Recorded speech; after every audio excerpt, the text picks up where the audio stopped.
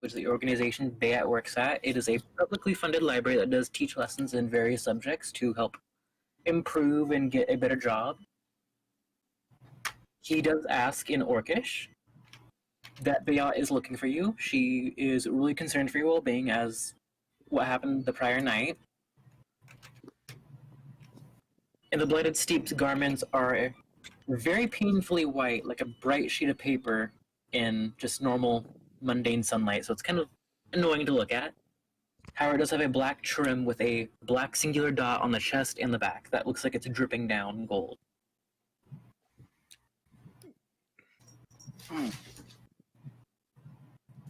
So you do recognize this as someone Bayat would work with.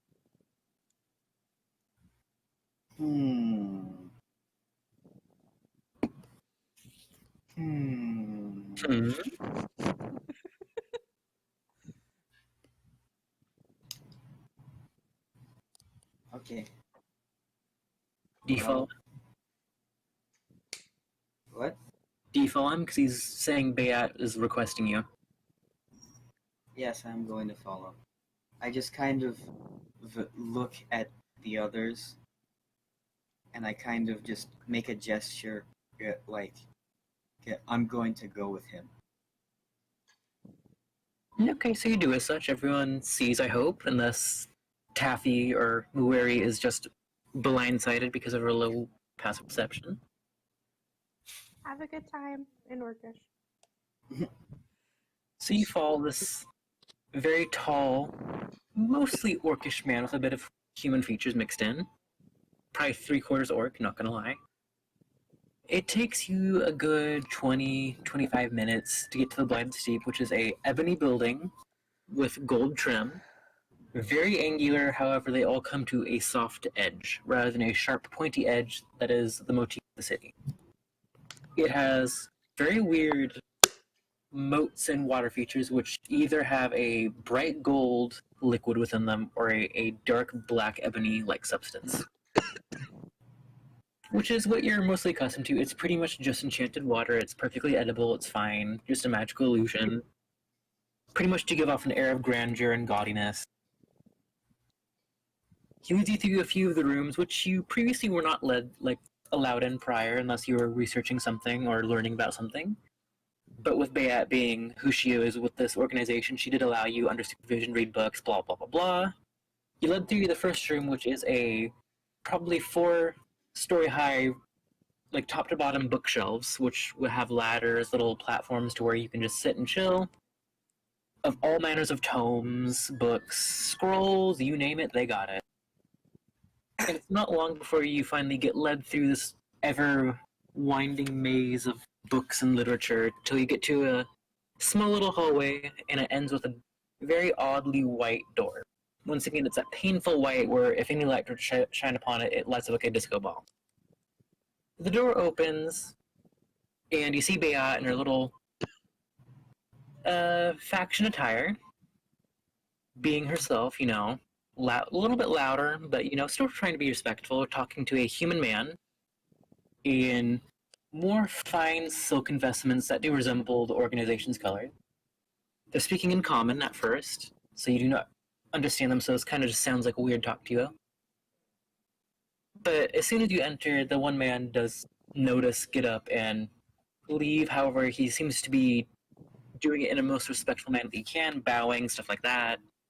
I was going to say that when he stands up, I bow as like a greeting or whatever. He bows back. You do notice this man has unusually colored eyes. One of them is it's not like a blind person white, it is where the colored part of the eye is itself white. The other one being this weird deep emerald. And he walks out. Question. Yes. May I roll nature on him? Yes, you may. As far as you're aware, this is just a very unusual trait. Possibly by some fluke of his birth. Okay. But to you, he just looks like a very oddly eye-colored human. No other striking features, as he is bald. He is a bit more tan, if I had to compare it to anything, probably akin to a Pacific Islander. And as he leaves, Beat finally does greet you. Once again, this is in Orcish. Oh, it's been a while. I've been so worried. The dragon came, then the little beasties came. The library went on full alert. All the monks and clerics came about. So how have you been? Are you alright? Did you get hurt? And she kind of comes to you. Mind you, she's about like barely 2 feet tall in shoes, and is trying to check you. However, she is not tall. So she's more or less checking your legs. I kind of kneel down so that I'm closer to her. Okay. So And- she grabs one section of your face, turns your head a little bit. Even though her goblin form does have, claws, she is rather delicate and dexterous with them, not even grazing your flesh with a sharpened bit, mostly minding herself and using the dull end of her claw. And for the fucks and whatnot, she's going to roll medicine. She's not finding anything wrong with you at the moment, other than being shaken up. And she, motions for you to stand up and brings you to the table where the man was previously sitting. She sits on the other side. Mic And off. were you alright? Did they hurt you? No, they didn't. They made a little bit of a mess, but that's normal for their kind. That we used to run into these things in the wastes, just fire or acid. Say that, you hear her snap her fingers frantically as a person from beyond the door is like hurriedly running in with a blank book as she's now frantically writing. You said you encountered these things before? Yes, from a very young age in my tribe, we would occasionally find them. If you hit them with fire or acid, it neutralizes them. Fascinating, and she is, with pristine handwriting, keeping up with every word you're saying. Is she doing the Death Note flourish and all that? Pretty much. This is she is writing, well, it's not Orcish, it's in common, so she's writing in cursive in common with that very elegant flourish.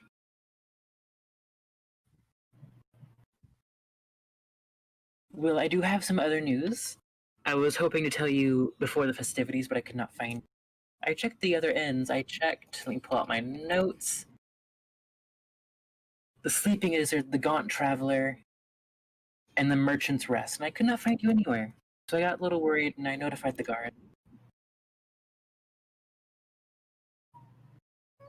To my do you would know all these names. These are all inns she's helped you find a room at a discounted price. Hotel Trivago. Pretty much. Bea is like God's the rest of that. Out of character, she does have the keen mind for you. So I really have to take notes when I'm role-playing her, which makes you very frustrated sometimes. But anyways. For the sake of brevity, she mentions that she did find very, very old tomes on meetings with your people. And considering your few-month-long friendship, and she does mention she does appreciate it, as a lot of the other scribes, scholars, monks, courtesians, and other such people that associate with the Blighted Steep do not tend to associate with her. And she wanted to thank you for that and giving, some insight on your people, some other stuff like that. She goes and digs through her bag for a bit and pulls out a prayer mat to a similar style to your own. However, it is blue and it has a gold trim with a circular symbol in the middle on both sides. One, however, has adorned with more symbols of the other aspects of your deity, while the other one is still blank. You've only told her so much about your god and your worship. She says that she got it made by Artificer Gultherin as a favor. She says that it is enchanted. However, the nature of this enchantment is not well known to her. She says it functions similarly to most divination spells. And she basically just puts it on the table. And she's like, "Oh wait, I almost forgot something too. I read it in the second edition of one of her books." And she pulls out a bit more of cloth, similar color, a bit more on the gold side rather than the blue. And she mentioned from the tome that she did read that it is rather disrespectful to walk in front of you as you're doing your prayers, and some of them have taken to using a bit of a cloth barrier to continue on with their prayers. Hmm.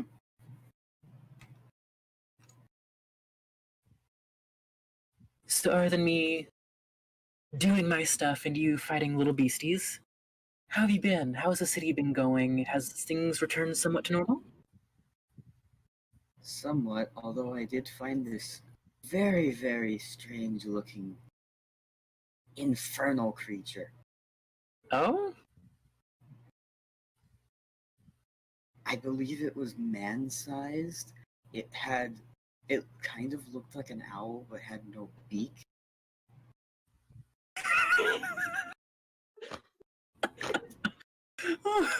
Okay.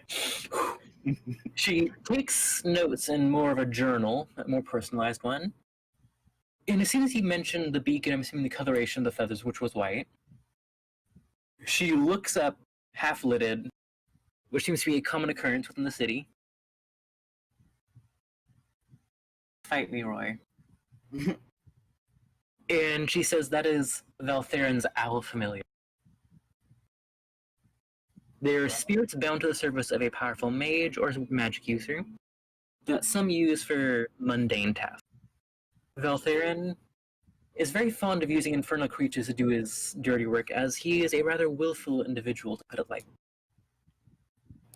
I'm going to throw shit at you. I'm scared. I know where you sleep. Right, maybe. I'll climb you like a fucking tree. I don't know where to sleep at. Good, I'll actually not have to go to work tomorrow. Anyways, I'll eat a bunch of pork and face. family's a wonderful thing. Or goes. Anyways. Oh, I forgot where I was. Oh, the infernal creatures. She mentions that this person is very fond of summoning that of the fiendish variety, rarely ever summoning anything else.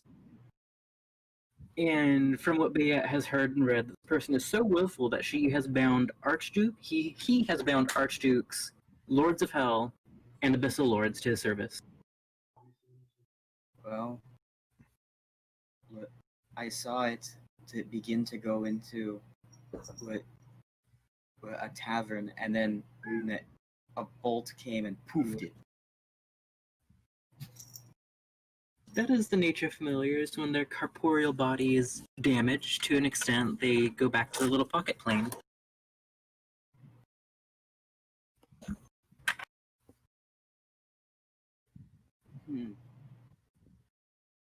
I hope you don't mind my inquisitiveness for a moment. More higher-ups of the Blighted Steeple have taken some note of your help and information regarding your people. They also have taken note with some of the company that you have taking a liking to. A liking to me.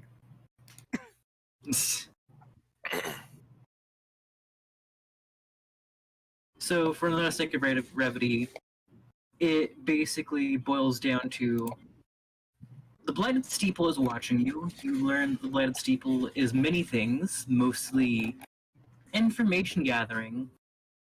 They are a gatheration of worshippers to a god.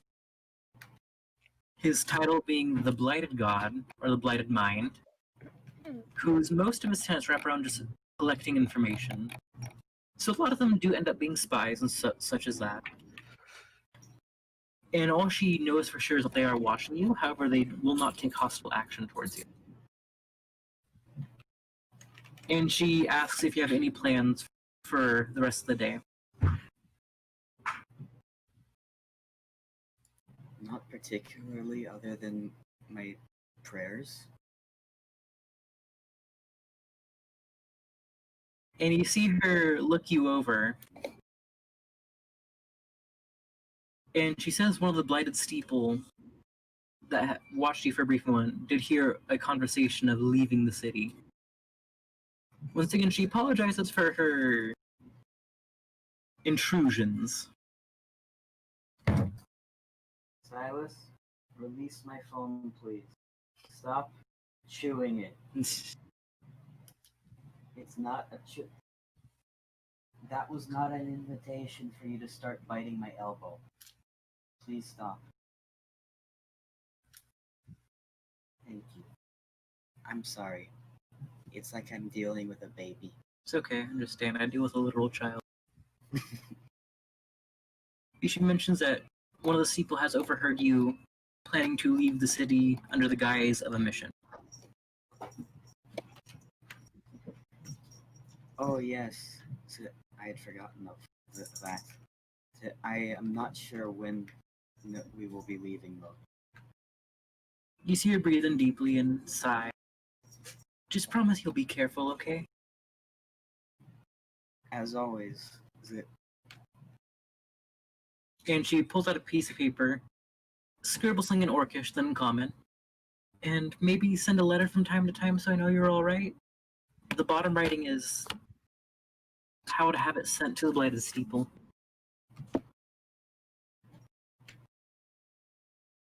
I wish you on your travels. And she does a bow, and she mentions that she does have to get back to her duties, and she will send messages to you if she knows of your location. Okie doke. And we'll get back to you and what that rug does, or prayer mat, in just a moment. Jonic, you wanted to attract rats. I do have some questions for you a bit beforehand. So with the moving in next to where Muiri and Jacob live, where are you going? Were you like making your tunnel home like directly underneath them, or is it like a neighbor situation? I was gonna do it more like a neighbor situation. I feel like Okay. they wouldn't necessarily appreciate there being a freaking family of rats. So the only thing I would really need is, because it's probably be like a day of downtime, so like you can just roll a general survival check if you would like. Okay. This is more or less this is what concerns the home, more or less. Crit fail. Oof. So as you're shaping the tunnel, and the little stairs that you used to walk down, you get a bit too close to the little wooden shack.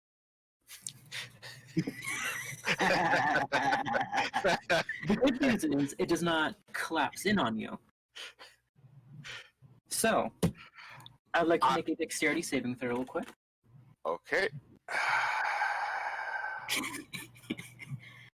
Mic on. 6. The dice have spoken. This would be So- great. You take 1 point of bludgeoning damage as something as a cluster of things falls down upon you. Is the shack tilting now? No, she.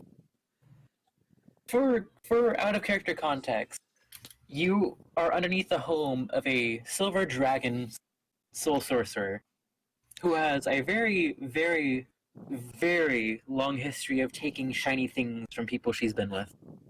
You just pretty much went right under her hoard that she buried under the shack.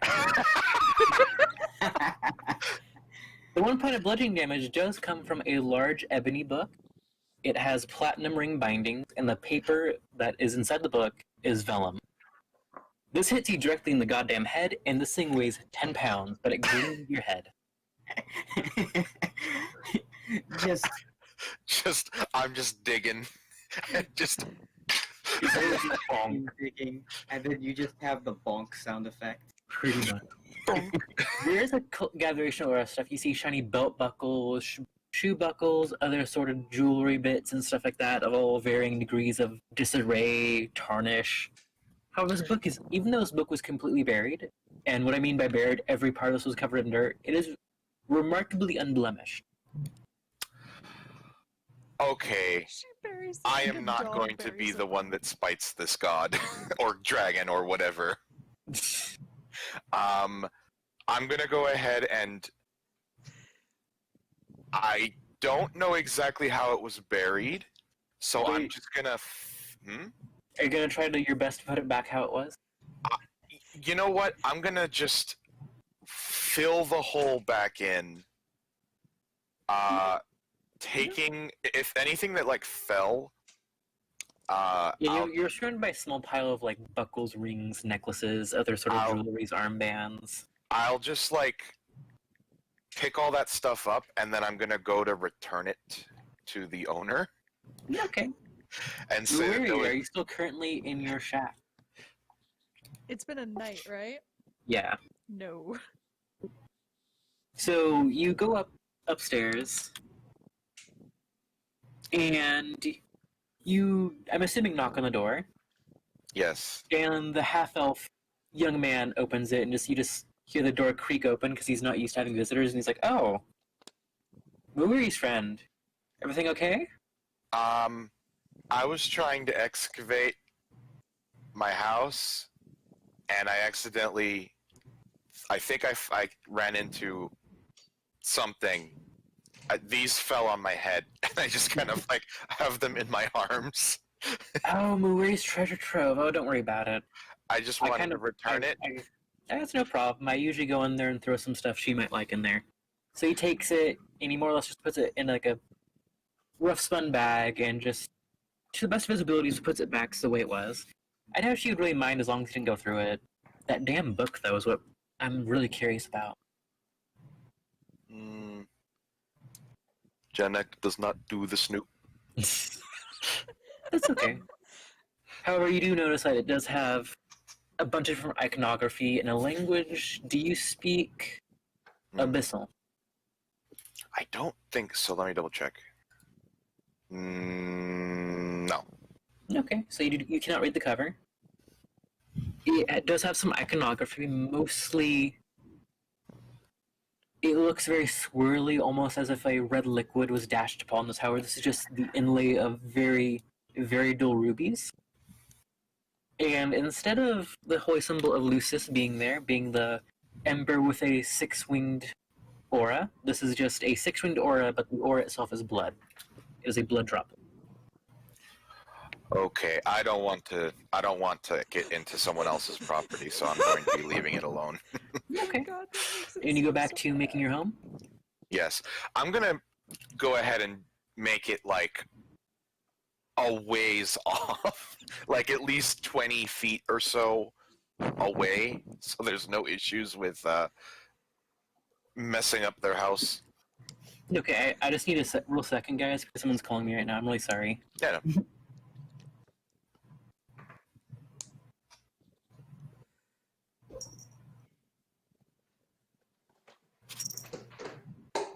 So how's everyone's night? It's okay. Good.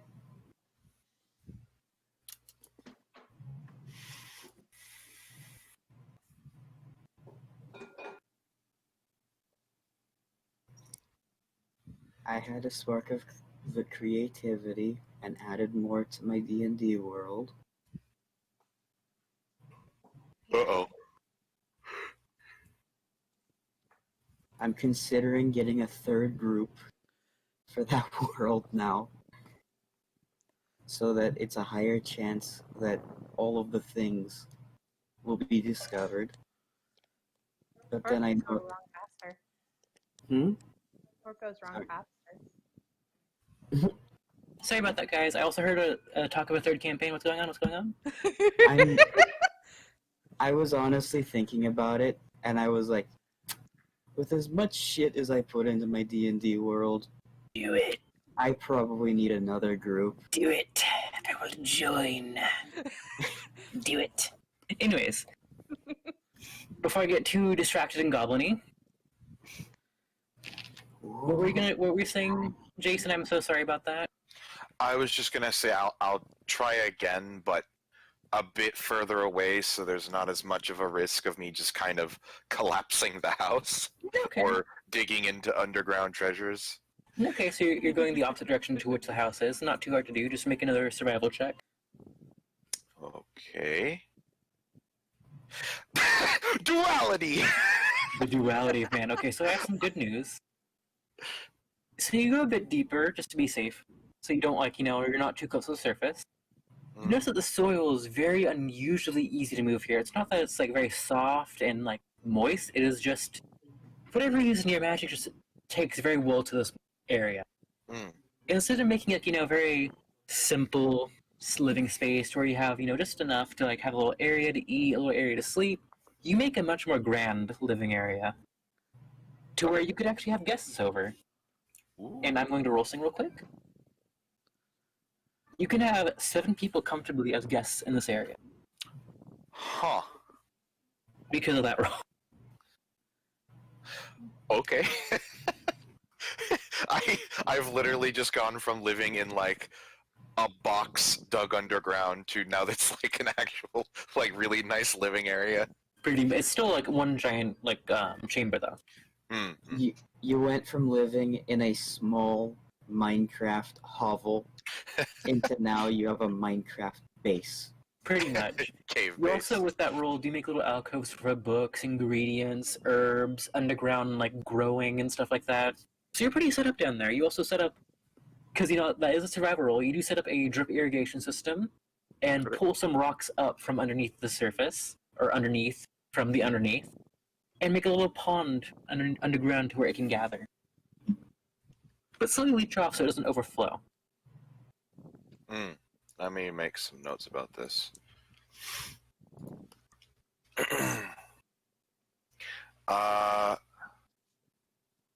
So it's a pretty nice little house, underground, nearby to the To the shack. shack, which is That you about can a hold. 15-minute walk to the city. 7 people comfortably. Yep, if I had to guess, it is about 35 feet in a circular area. In So order, was that 7 plus me or 7 total? Yeah, 7 plus you, so 8 total.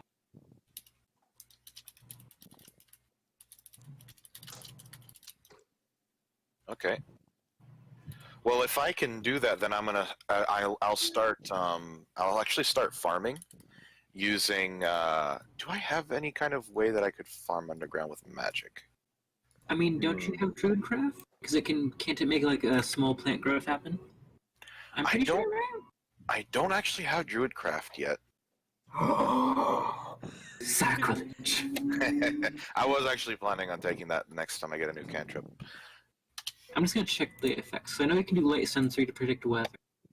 Tiny sensory. It's to make a flower or seed pod open. So yeah, I would roll that. You could get like a little seed bed started. Okay. You can't make it like grow into like a fully fruit-bearing plant. However, to let you know, this is subterranean. However, there is numerous mushrooms and stuff like that that can flourish underground that are perfectly 100% edible. Okay, so I'll say that I'm growing mushrooms for now, just because There's those will also work. there's edible mosses and lichens, Lichens, yeah. and other such things that do dwell in underground moist environments. And since you do have some history and talkings with the Drow and other Underdark races, you do have access to other said potential things. One of which, let me go back to my notes, scrolly, which is known as, let me go to the Underdark. There it is. You have access to such plants as milkroot, which is a cauliflower-esque growth, more like akin to a bush. Completely colorless, and it is a common health potion ingredient for the Drow and other Underdark. You said a common health potion ingredient? Yep. However, this is just like one of the components. Right.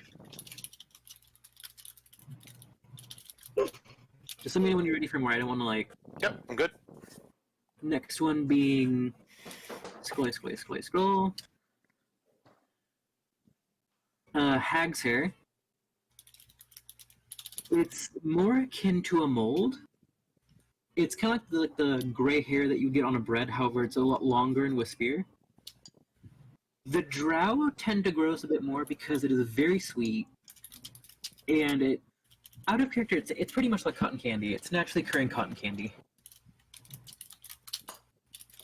However, it is rich in vitamins such as vitamin B.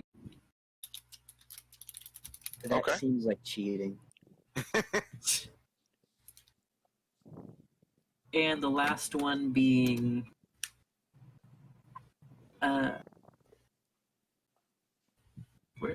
where is it?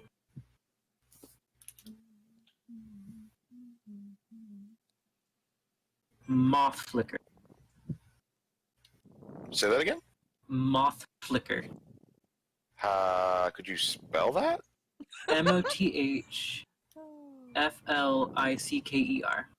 Oh, okay. This is a very unusually growing plant. It starts and stays as a pod for most of its life until about a week after germination, to which this giant pod erupts into 2 antennae-like growths. This plant gives off a very odd aroma that entices creatures to go towards it. The plant itself is not edible, however, the innards of the pod is.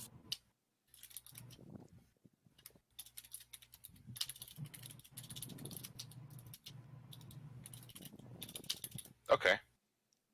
And those are the 3 that you did glean from your experience with the drug colony that you did pass through. Okay. Well, I'm gonna start growing a selection of stuff then. So you're going to try to find the stuff to grow? Yeah, sure. Okay. While you're doing that, poor choice maker, what is your character doing? Oh god, probably just leaving the inn. Are you going to do your usual haggling and deceiving? Sure. Okay. So you're just setting up right in the busy part of town? Yes. Roll performance.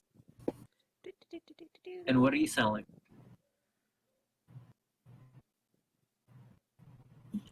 The usual. Ah, yes, the snake tonic. Just roll performance. What? Ow. Oh. What do you say? What do you say? Oh god, I didn't think it would actually get a roll. That was good. Ah, yes, the nat 20 start once. Roll 20 is literal. Fuck, I guess. Okay. So it's the rhino potion. Oh no. Okay, so you definitely get a few questionably looking people who come over, who are very vehemently staring at you, and there is one in particular who looks very sweaty while you're doing this performance, trying to sell this thing, and heavily breathing. You, sir, would you like a potion? Well, yes, how much? And he's like frantically like, digging through his satchel. Usually 15 gold, but for you, 5. Oh, thank you. You seem just pull out a little coin purse like 1, 2, 3, 4, 5. You give him one of the potion bottles. Yes. There's still a few other people looking around. Are you going to try to sell to them too? Yes. Roll persuasion Oh, joy. or deception, technically. More deception than anything else. Either way, it's proficiency.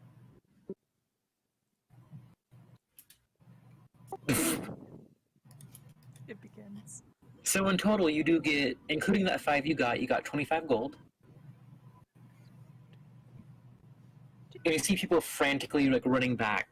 One person that you do know runs back to their wife and is just dragging them back home. Ah, yes. Time to probably leave. Do you make a hasty retreat? Without being suspicious, yes. Since you're trying to play it cool, roll another performance check. He did like do a little setup. Okay, never mind. It is beginning. No one is the wiser. So as you're departing from this very, very interesting snake tonic-esque sails. The very tall, hulking frame, a very dear friend, is approaching you. Oh no. However, it's not hasty, it's just like, oh, friend, walk. I have a friend other than Jacob. Yes, you do. Anyways, you still have not given me a name for your, he does the air quotations, mercenary band. Oh no. We didn't talk about it yet. Well, I need one within 24 hours, or we're all gonna get our asses handed to us by my husband, who I will slap so hard, as parents and both of us will feel it. Well, that sounds like a fun time for him. Oh, it won't, trust me. It won't. And I'll be sure. The owl has more dark desires than he does, and he kind of just like limp walks away. I'm going to go find the others, get them to think of a name. 'Cause we're- Okay, so I'm assuming that Jaylene was that Jaylene was still in the tavern, so she's the easiest one to find. Mhm. Jaylene would have saw a leave with a member of a scholarly group, Mhm. and you would know that John did at one point leave to a direction that leads outward of the city. Okay. Oh, and Dora, after that meeting, did you leave too? I believe I did. Yes. I'm honestly like trying to figure out what this prayer mat does. Okay. So you're gonna get a chance right now, because with how much time has passed, so it does require attunement. Okay, I better write that down. That I need attunement. So you can do like a little meditative ritual to see what it does, because you will get the information. Okay. Full disclosure, because this is like a level 2 gift. It is not a curse. It is not anything of the sort. It's something neat that I made specifically for your character. So this would be cool. What? So you tuned to it? It is a prayer mat of connection. So it is once again, it is a blue gold mat. It has a circular symbol in the center, which is the god that you do worship. How you have currently 4 aspects of that god. So you have a symbol of Moradin, a symbol of Fel, a symbol of Lolth, and I'm going to butcher this because God needs to give me strength. It is Calaraduran, the one gnome god. I'm just gonna send it because I do not know how to pronounce in any shape, way, or form. Can you? You sent it into D&D memes. Rip. Kalardaran. Anyways, it's there. And So the map. do you have like the description Yeah, I do. text document? Can you? It's gonna take me a second. I'm just Do asking. you want it just in do you want it sent to you personally or just in just general? Either one is fine. Okay. So give me a second as I must now conglomerate. So y'all can roleplay as you see fit. I am Melon Lord. I'm kidding.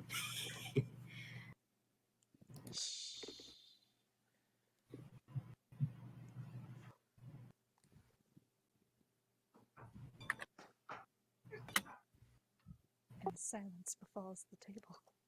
Oof. I'm trying to turn off a fan. I'm sorry.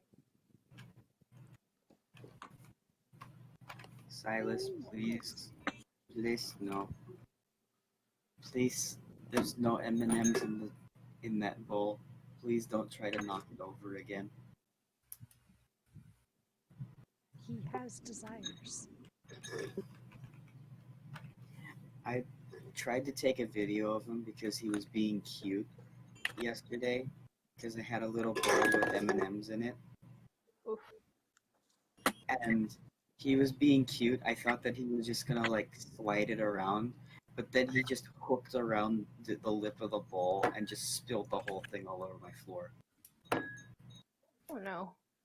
And he didn't even want the M&Ms.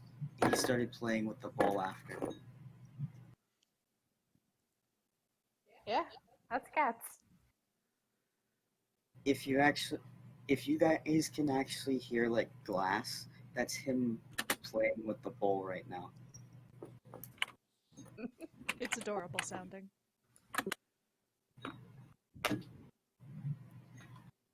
Oh, I can Why send do the you have glass bowls? So let's just switch to plastic. The reason why is because plastic is made from oil. No, I'm kidding. Yeah, it's just an old bowl, and it's a small bowl, so Hmm. I didn't want just a billion M&Ms. Okay, so prayer mat of connection. The mat has one charge that it regains after 1 week at dawn. You can expend one charge to cast commune, but you're not in a place of worship. You roll percentile to see which aspect you connect to. While any place of worship, you can cast divination with the added bonus of being able to ask a question in any form. You may attune the mat to a other aspect of your god to gain their insight. I am dumb and forgot another part of it. While also in that place of worship, you can ask like your actual deity rather than the aspect itself.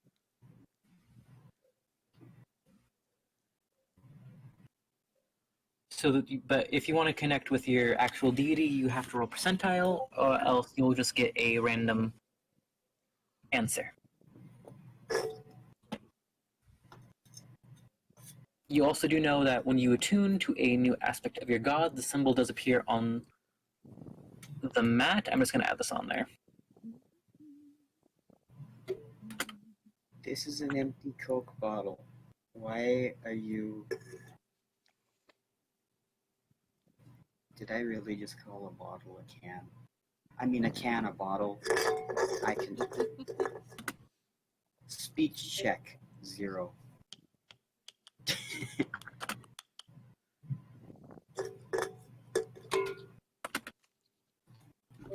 So let you know, since you do view your god as having many faces, you can attune to any god that you do meet as long as it's within a place of worship, such as a church, chantry, etc., etc., etc.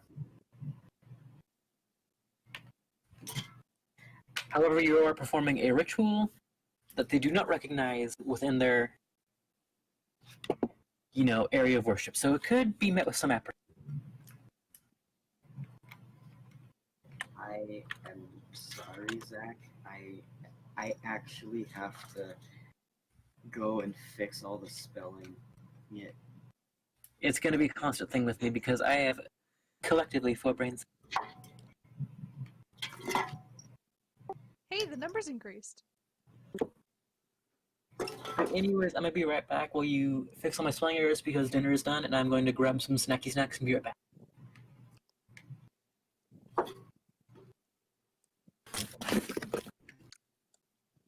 Mic off.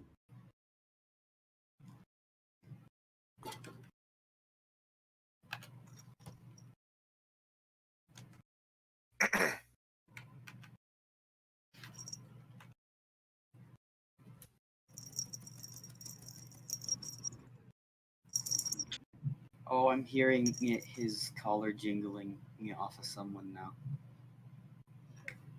Mic on.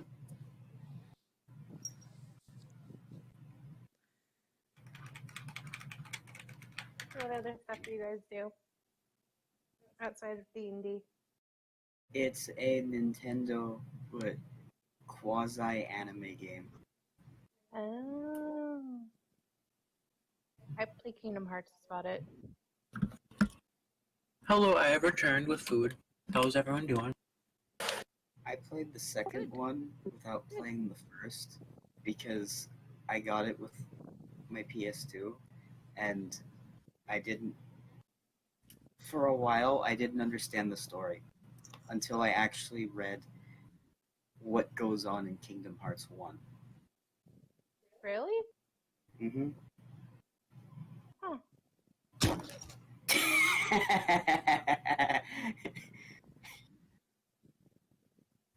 He freaked my cat to shoved a Coca-Cola can under my nightstand, and he was like halfway under it, fiddling with it, and then I just poked him in the butt, and he jumped, and I heard his head go on the nightstand. Oh. Lovely. And to let you know, Dwart, it does currently have one charge that you can use at your leisure. Okie doke. So now to Helena, who is in the inn, now looking for her.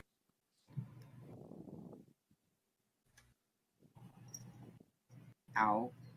Ow. Ow. That's So your who are you going to claw. look for first? Who am I gonna look for first? Mm-hmm. Okay. The pink tiefling. Right beside you. Hello. Okay. Hello.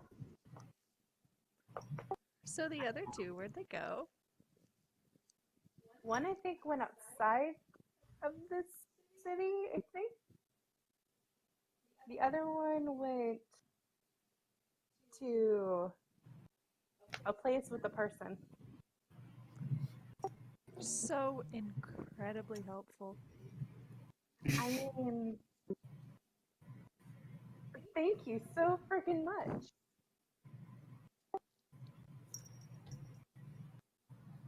How are you a bounty hunter? I don't know. I just am. If you guys wish, you can roll investigation to see who you find, or if you find anyone at all. Okay. You should be good.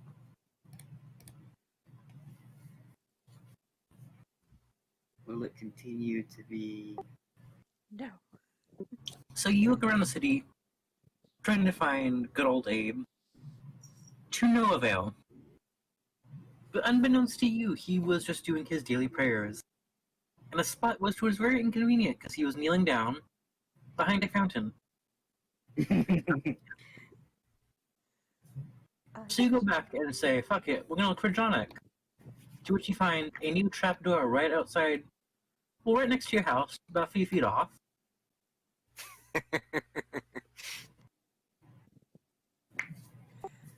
The trapdoor is just kind of like a scrap piece of wood.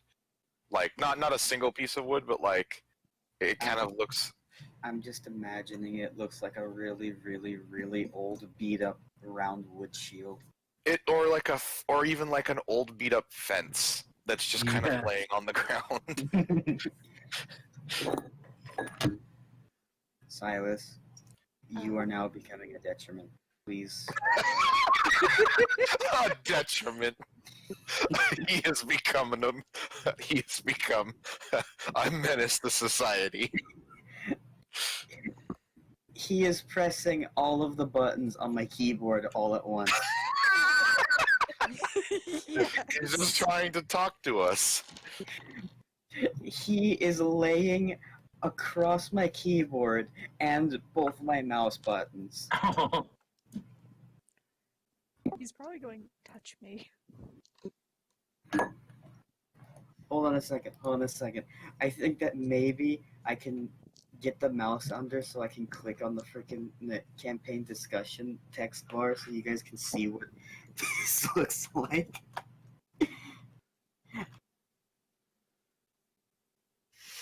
Oh, he's typing. Oh Lord, he typing. He got up when I started to move the mouse. This is what he freaking typed. Oh, geez. He has spoken.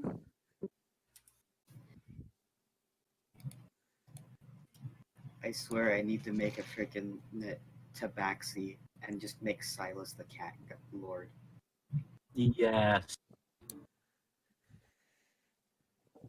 Actually, you know what? That's canon in my world now. The cat lord is actually Silas. So Yannick, As you're going about, starting to plow or will till the underground fields that surrounds your pond, Minecraft style, you hear a gentle footsteps above ground.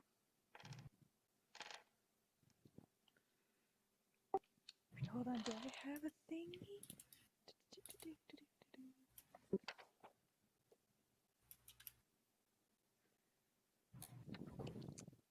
I forget this is not the other one. Okay. She's just gonna like gently roll a potion down the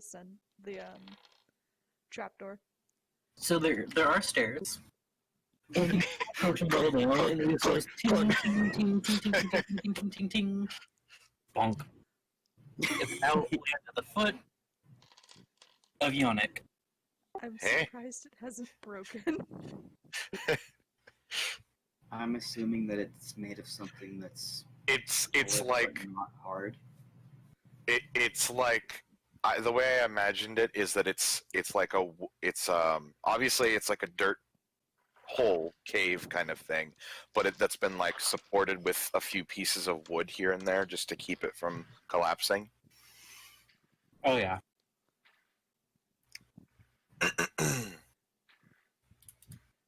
Okay, the trapdoor did open. You're at the foot of the stairs. Light is now pouring in, and you see your pink tiefling friend with the ancient barbarian.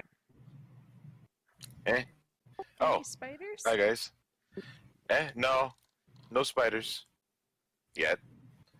Oh, lovely. Yonic says excited. I mean, cool. Moiri having flashbacks.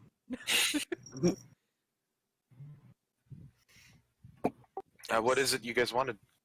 The guard? Is he guard captain? Anyway, Tall Sea Elf said, we needed a name. Ow.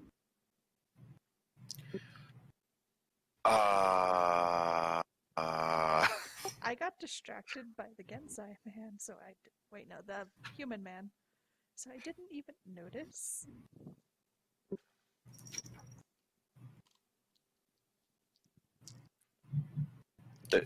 So we need to come up with a name for our group. So we're not in trouble. Any ideas? The uncalled for? Yes. The uncalled for. Or Captain Crunch and the serial killers? What does that even mean?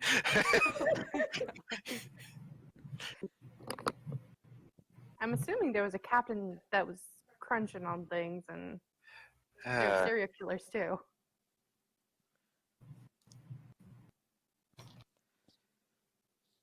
I'm bad at naming things. I literally named a stuffed rabbit Lady Luna. I'm not particularly good at naming things either. We'll make the human I can't talk to do it then.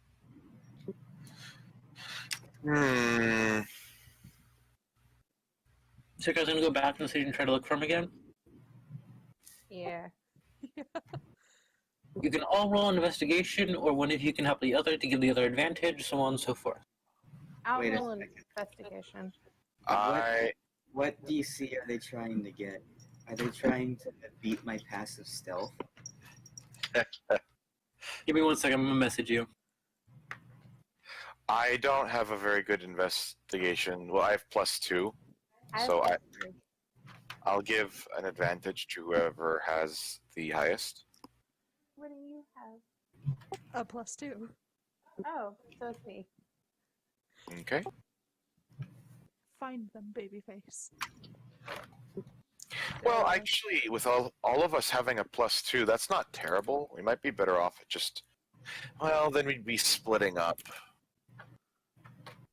You could cover more ground that way. Yeah, but then we'd have to find each other again.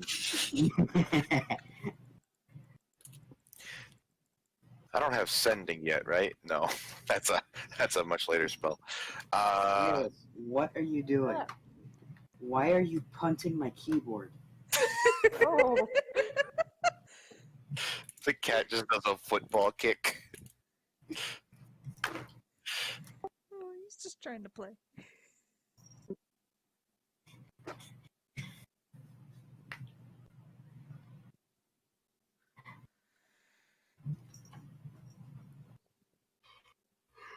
Arabia calls. Did you guys want me just to roll? Do it. Okay, yeah, you find him. Oh god. This entire time he's been finishing up his prayers at the fountain that you guys were at previously, just on the other side of the. I'm just picturing that they're walking by, and then it's at that moment that I freaking pop up from the other side of the fountain. Yep, finishing your prayers too. Jeez. Just Oh, there he is. just pointing at him there. Oh, at least he's there. And I'm assuming that I noticed them because of my passive perception. Oh yeah, they're not trying to be stealthy. Oh, Dwart, switch your thing to being as your character. There you go.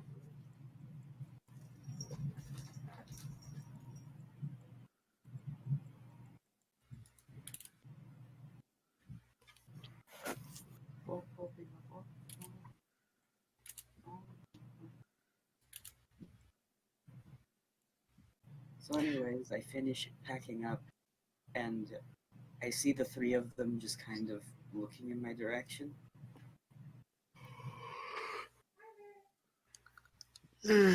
Hey, these two say we need to come up with a name for our group. I'm not good with names. I am assuming that he tries saying that in common first. What? You don't speak common though, right? No. I am going to treat it as if you're speaking common unless you specify otherwise. Oh, okay. Oh, what was it that you spoke? Orcish. Was it Orcish? Right? Orcish, broken goblin. Your native language, which names escapes me at this moment. Ikir. I'll write that down. Yeah. Orcish. But Orcish is the main one that he speaks, other than Ikir. So in Orcish, I'm going to tell you that we need to come up with a name.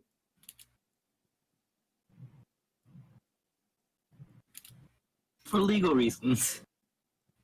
For legal reasons. I think the uncalled for is funny. Yes. The uncalled for. Does it translate well into Orcish? It pretty much translates into unwanted for in Orcish. I'll try to. Or unspoken for. I'll try to like translate what she's trying to say. You can speak Orcish. Make a general intelligence. See how Why? well you describe. Because I know how to speak Orcish. Yeah, this is like because the translation is very funky. Oh, okay. Let me see. I'm gonna lie. Intelligence? Yes. Just intelligence modified. 10. Yeah, you explain it. You describe the concept of uncalled in Orcish the best you can.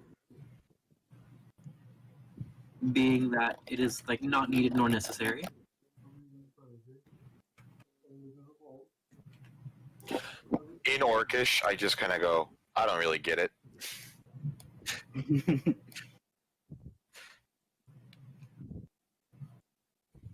guys got another name? No. for something different?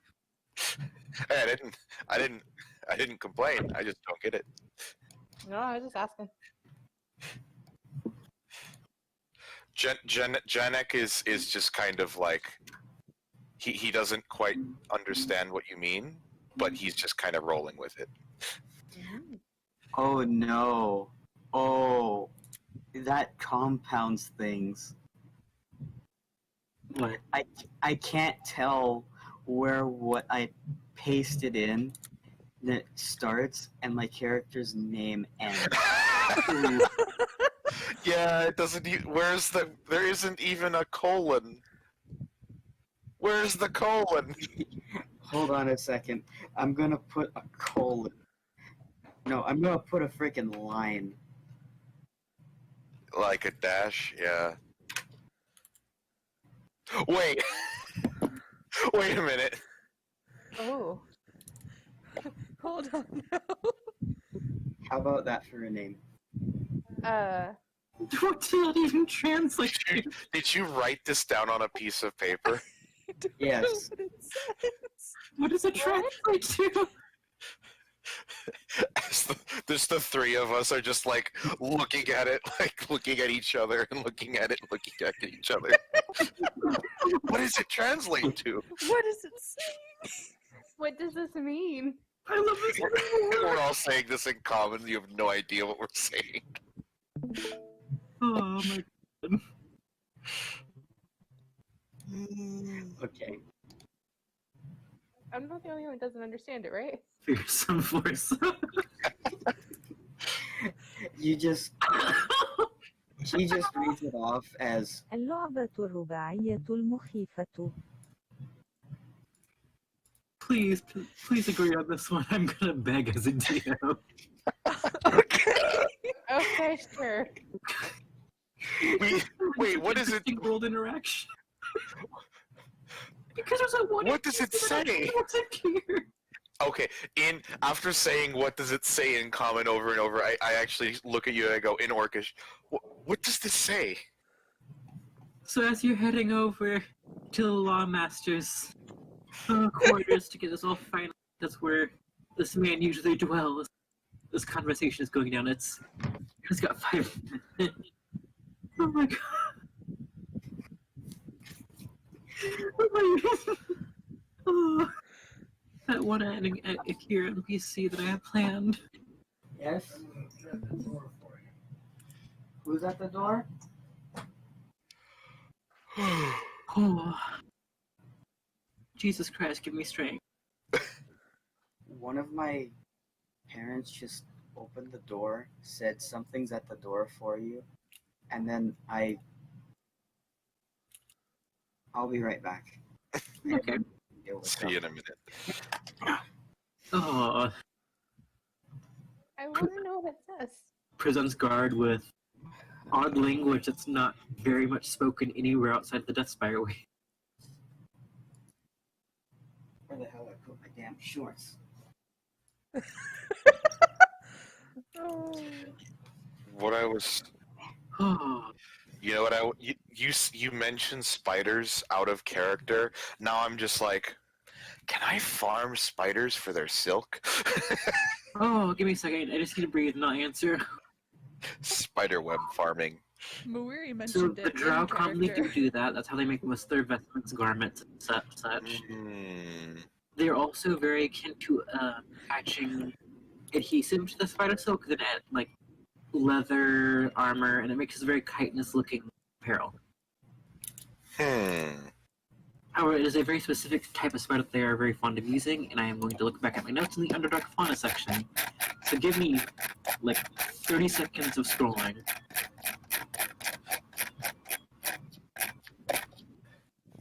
Spider, spider, spider, spider, spider.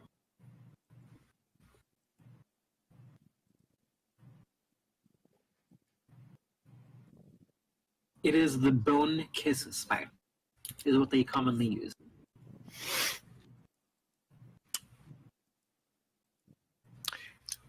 You know what I would probably end up doing What? is making a second underground room with a second entrance of like maybe 50 feet out, like quite a little bit ways further, Away and then- from everything?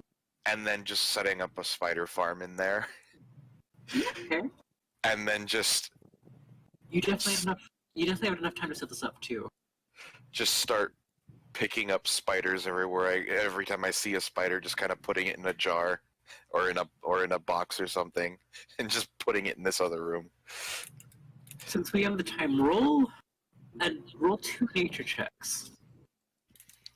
I'm gonna laugh at the nat 20 because there is something planned already. I'm kind of hoping it's a 20. Okay.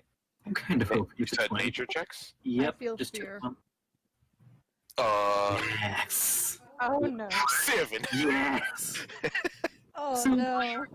So while you were setting this up, you make little adjoining earthen attachments to every side of the chamber, so they have something to crawl on, attach webs to, crawl on, etc.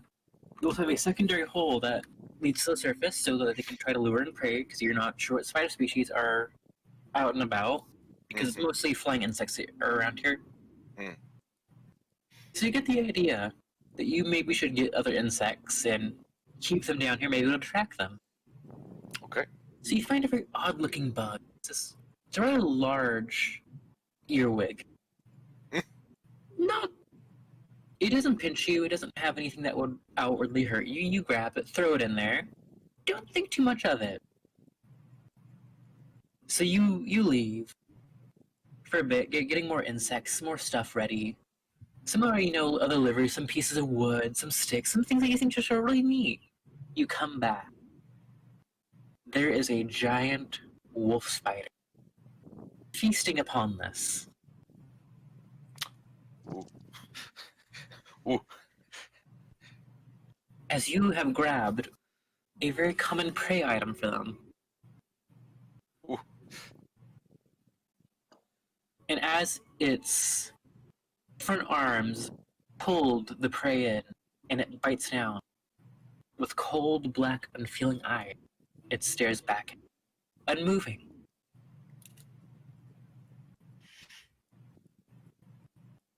What do you do in that I cast speak with animals. moment? Easy enough. Let me pull up the wolf spider stats real quick. I'm so glad I took this spell. Okay, so it's like an action casting, right? Or is it a ritual? I will click it, and there it is. Do. One action, say SCT. So you cast a spell. I got a thicker bowl this time, Silas, so you're not gonna be able to knock it over as easy. So, Oh, it is actually a ritual spell. but did you cast it as a ritual or as? Oh no, I'm just casting it as an action. Okay. So you feel all those spells influence grasp your mind. And all you hear from the spiders, food, consume, food, consume. I will say to the spider, I can provide you with food if you will work with me. Food, no work. No need hunt? No need hunt, only produce silk. No And I need just- hunt. I'm and assuming- web. I'm assuming it's made some webbing. No, you literally just it was looking for a new place to nest down from your perspective, and it's just like, oh, this looks neat, and there's food down here. Nom. Okay, if you can produce webbing for me, I will provide you with food for free. Can still hunt? It preferred if you stay in this area and don't, and then in the direction of the of the hut and the other house, I say, and stay away from this area. No eat pink, no eat man. In exchange for free food, yes. How Roll big is persuasion. the spider? It is, I believe, a medium. It's a medium beast. Mhm. Okay, that makes way more sense. I thought that this was like a Phew. normal spider. Well, I have good news. You persuaded it. It has a -3 in charisma. What was that? It has a -3 in charisma, so you still persuaded it. I rolled a charisma saving throw. It got a -2. Yeah, I was super unconvincing, and it was just so easy to convince. On It top was- of that, because you got well over it, and it got a negative. It said if you need its help, it will hunt with you. Okay. You are free to stay here for now, though. And right around then is when the spell fizzles. And Okay. it goes to setting itself up. Congratulations, you have a giant wolf spider at your disposal. Okay. I feel like Janek is causing problems for everyone. this is gonna be problems. I'm going to say that Oh, it's not what I thought. It's not what I thought. I'm gonna say that I make a sign before I leave, Okay. and I'm gonna have a sign that's just like beware of spider past this point, and then just kind of put it in the ground, and I'm gonna have it in common, and then underneath that I'm just gonna have in Orcish beware spider. Okay. So back to the present being you walking to the guardmaster or lawmaster's abode. Okay. You know what? Are the four of us alone right now? Or we're in You're walking through a city right now, so there's people passing by. You see goblins, you see the few bugbears, you see a few hobgoblins, you see a few taller goblinoids, still of green complexion. Okay, I'm gonna try to somewhat privately let the other two that speak common know what I did. But like kinda low key. Okay, so I'm Just kinda assuming- offhandedly like I kinda tamed a giant wolf spider. You just establish a bond with the giant wolf spider. It likes you. It And likes you a lot. it's kind of hanging out a little bit of a distance away from my house. I put up a sign, just maybe don't go over there without me. It's the same with a person. And he just kind of holds his arms out as far as they can go. A little bit bigger than this. Oh, so I'm a snack. Just don't go over there without me. I put up a sign. It's fine. It's in the hole. It's in a hole, just like my house, but not my house. So just stay away from it. You'll be fine. There's a sign. You might have a dead spider if it tries to bite me. Oh, there's some interesting stuff happening. Mawiri is just pale. she is saying nothing, and then she just like goes, "Oh, okay, that's a very funny joke." Okay, so You and you're your now giant outside spiders. the lawmaster's abode. It is a very dark wooden building with a large arch with a manacle dangling from it. The door is slightly ajar, signaling that it is open and approachable. What do you do? Before we go in, I just wanted to explain to oh my god, what's your character's name? I forgot what your character's name is. I can't pronounce it. I just call him Abe. Abe? Right there. It's written down. That doesn't help. That doesn't help at all. That doesn't help at all. Oh my god. Oh shoot, my ice pack that I had from earlier is melted. I need to make sure this doesn't spill everywhere. Wait a second, guys. It's just a couple of Ziploc bags in a sock. And they're filled with water. If I'm not careful, they're gonna fucking spill water everywhere. Give me a second. I need to be fucking careful about this. I've just got a couple of Ziploc bags filled with water on my desk. Okay. Well, anyway, Dwar, I tell your character in Orcish the same kind of deal. Just so How you big- know what's going on. How big is this spider? And he just does the same thing with his arms. A little bit bigger than this. So, from your experience, Abe, you have encountered large arachnids. However, They're exceedingly hostile where you live. They actively hunt. There is no web spinning, there is no ambush. It is hunt. As long as you don't go near it, it should be fine. In Orcish. Well, at least it's a baby. Why? Your What? perspective, that's actually accurate. Yours is accurate. Oh. now you just see Janek and he's got his hands on his head like, oh no. Oh Should you guys jeez. enter? Reluctantly on Yeah. my end. So you enter, there is one of the taller green goblinoids of human stature at the desk, wearing a very dark gray vestment and just going over documents. He does pay note of your entrance, however, does not really say much, just waiting for you to address your business. Okay. So at first he speaks in Goblin, then kind of corrects himself, saying that it looks like most of you do speak Common. When he greets in Goblin, I greet him back in my broken ass Goblin. He actually gives you a grammatical tip, saying that you smush your words a bit too much together. However, this is not meant hostile. This is just like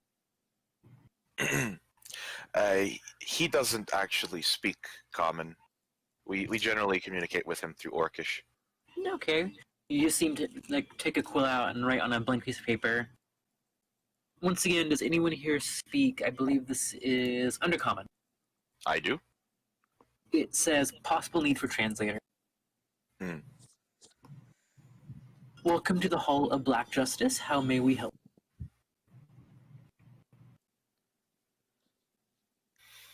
We're here to talk to the captain. About a name. Oh, Guard Grandeur. Give me one moment. I'll see if he is currently available. And this person stands up and walks away. So they have.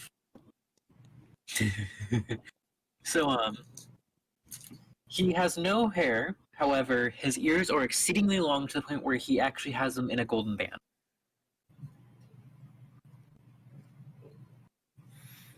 And he's gone for about 3 minutes before this large, once again, sea elf man comes out with cane in hand, with a slight limp. Have you finally decided? Yes. Sure. Do you present him with the Akir? Yes. He just stares. And he is squinting. He pulls out a monocle, squints with a monocle, turns it around, Mic off. Mic on. turns it sideways. You see him wave his finger around a bit. And he's like, okay, do you want the translation or literally this? I pronounce what it is. In what language? In Akir. The goblinoid man, you hear a little scribbling behind this large, imposing elf. And he just hands it off to them. And he just looks like, oh dear. It's literally this going on right now. What is it? This is what's happening right now. Exactly this. He gives his name and he just looks at him. He goes, Okay. You have to settle.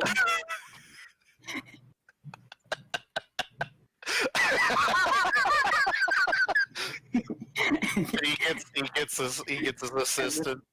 And the face palm. The assistant is pretty much now looking through records right now, seeing if he can find a reference to this language. He does, however, produce one documentation with a similar language, and is looking through it. I then say what it is in Orcish. Yes, we have encountered some of your people here before, but this documentation here is from many years ago. Actually, he actually takes a bit of a better look at it. This documentation is from... Oh dear. This wasn't even a part of our archives. This is from the Age of Flame. So from... You, Abe, would not really have a concept of the ages. Your people keep a different standard of time. They more or less is just years, etc., etc. Everyone who grew up around this area would know that the Age of Fire was about 350 years ago. This documentation came over from the Elven state. That's a long time. Indeed. I seem- tried. He's looking it over right now, but there's no translation to your native language. So what? It's unintelligible to me. No, there is a Kier writing. As a person who was a Kier, definitely did write upon this document. However, the writing underneath is Goblin, so you can read it to whatever your character's abilities may be. And the document, in my notes, it is more akin to an agreement, not a trade. It's more just a more, if you want to boil it down to the very bare bones basics, from what you can understand of it and reading through, as it's relatively short. It is a documentation saying, if we find anything of particular interest, we will give it to you. Concerning, and the ink on this very fine vellum is smudged.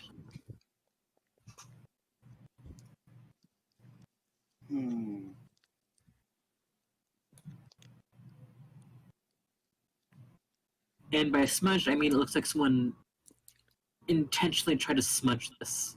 You see like a faint fingerprint within it. Can I somehow make it out with either perception or investigation? You can certainly try. May I use perception? Yes, you may. So you're looking deep to see if you can find any indents, any, pressings. Maybe this person wrote down really hard. The smudged writing is definitely a Kier, however, it's a wee bit too smudged. And you can get you got a single letter that you're fairly confident is a T.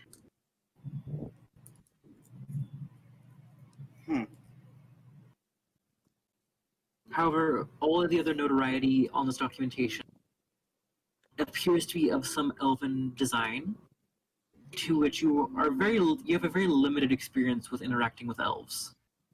A lot of the stories and legends that your people had of them are they're very ethereal, alienly beautiful people. However, they have a very detached, almost cold view of the world where it's like, oh, I need not worry since I'll simply just outlive this problem sort of situation. So a lot of the time your people steer clear of them because they're just kind of weird.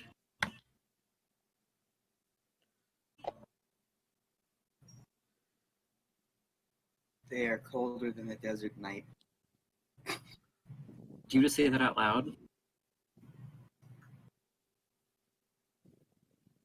In my language. So no one understands you.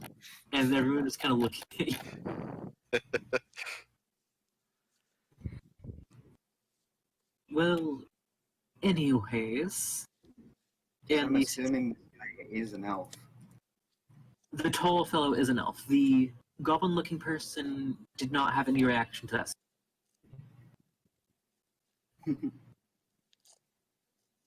And the assistant takes this very fine and now knowingly old piece of vellum back and puts it into its little area.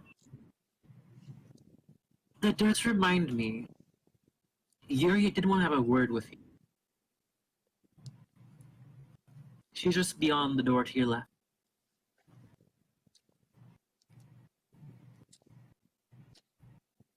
Do you guys enter?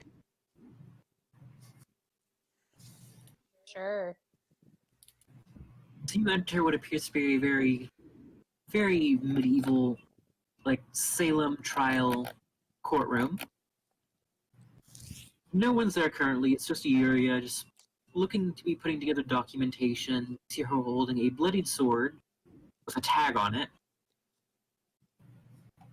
It looks like she's getting ready for a case. And she immediately takes note of your entering and is like, oh, I wasn't expecting you so soon, especially since you were working with Yafir. He tends to like those who are more easily distracted. Nonetheless, you're here. A very odd moment as well. They said you needed to speak to us. I did indeed. So she goes to where the judge would sit, her own little pub, fishes around for a minute, walks down from the little stairs, and gives you a small map of the colonies and a bit of the lands beyond. So the Orcish lands are included within this map, and a bit towards the Dwarven Kingdoms, however, there is no settlements marked. It has all the settlements, and including one that has been recently marked as Aranum, the city that you were told to find a blue dragonborn who studies within and deals within this new force that the world has been dealing with. Yafir has very little foresight, to put it politely. He ran off in the middle of in the night. I would say with a horse, but that would be too no. With an elephant. To the Underdark. I still do not know how he made it this far.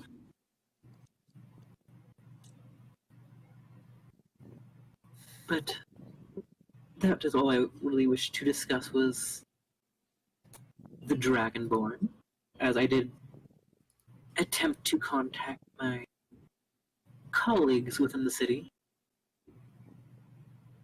And they have not heard of such an individual, nor any Dragonborn within the city for that matter, as they tend to stick towards new.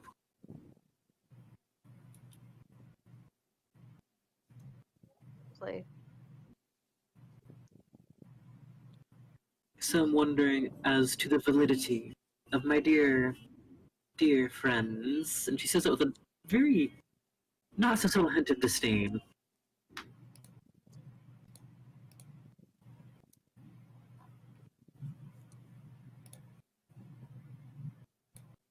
I tried to do as much digging as I could from my perspective.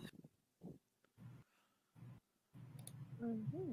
And the results I did find were concerning. There was reports seeing a large individual of tall stature and a large build pull a actress from the back of the stage. And that was the only mention of something that would even remotely fit this description.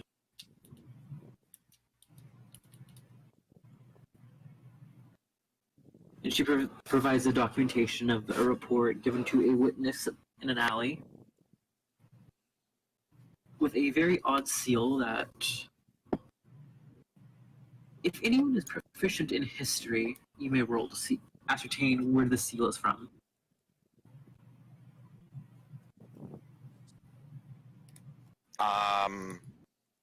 I actually am. You may roll. Nay. Fave. You're looking at it, trying to think, it's on the tip of your tongue, then you get distracted because it's a very shiny orange. You're just like, cheese. What?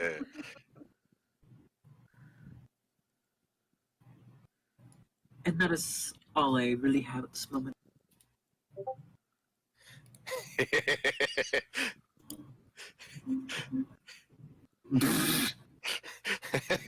Yannick with the document eats the wax seal. He just freaking licks it. Do you lick it? I just kind of go to lick it for a second, but I just like think better of it. Luckily, no one noticed.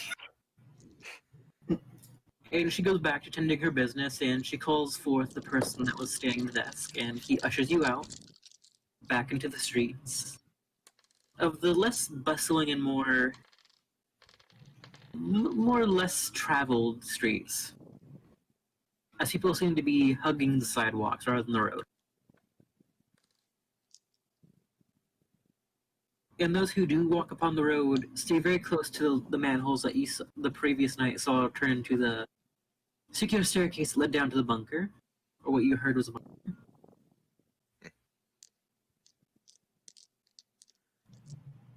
Ah, so everyone's scared. They look to be on their normal business, however shaken up. Hmm. So what do? You have been given more information on the city that you were told to travel to. You have a pet spider. How long has it Begins been? again. Since the spider? Begins Yeah. again. About 3 hours. All right, I'm gonna go and I'm gonna head out to try and go get some food to feed the thing. So are you gonna like try to ascertain what it likes to eat, or are you just gonna buy something random? Well, it likes bugs, so I'll look for A giant ant. just I'll look for a collection of insects and other things that it would like. Okay, roll investigation. Could you use survival for that? Maybe if I find like a dead but not quite rotting carcass of something or other. So are you looking for live insects? Are you looking to purchase them, or are you just hunting around town? Because those are very different roles altogether. I am gonna be going out into the wilderness actually. So you're hunting? Yes. Because of survival. Well, all this is happening. What are the rest of you doing? 17. Ooh. So I'm looking for live or dead insects that aren't rotting, and maybe like small animals that are that are dead or like, something that would be easy to scrounge up. Okay. Different kinds of meat. So Mawiri, Helena, and Abe, what are you doing while Jonik is foraging through the forest? You first. Are you preparing for your venture? Where you will be. So are you going to buy potions, rations? Yeah. Rations? Yes. Question. Yes. What is the terrain around the city like?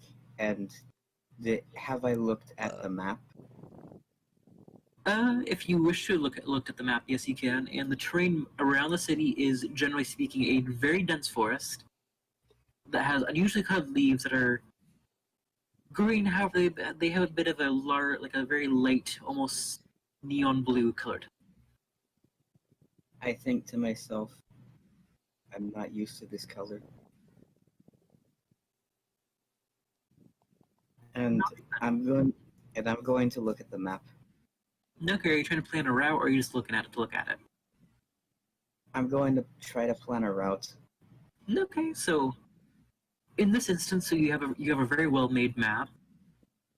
Roll survival with advantage. Okay, give me 1 second. No problem.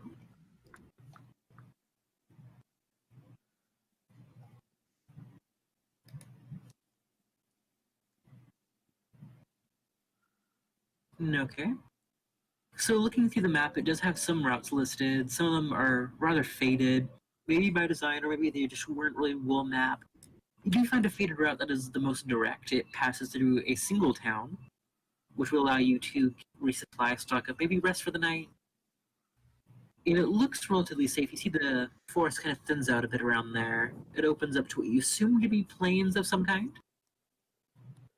And from what you can estimate, given your knowledge of this map and what its scale appears to be, it will be a total of 3 days' journey to get to the city that they mentioned, which is Orano.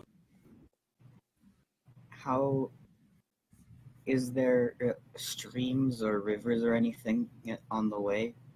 Do I see any mapped out pools of water? You do see a swamp mapped out and a small river that just it is along the way there.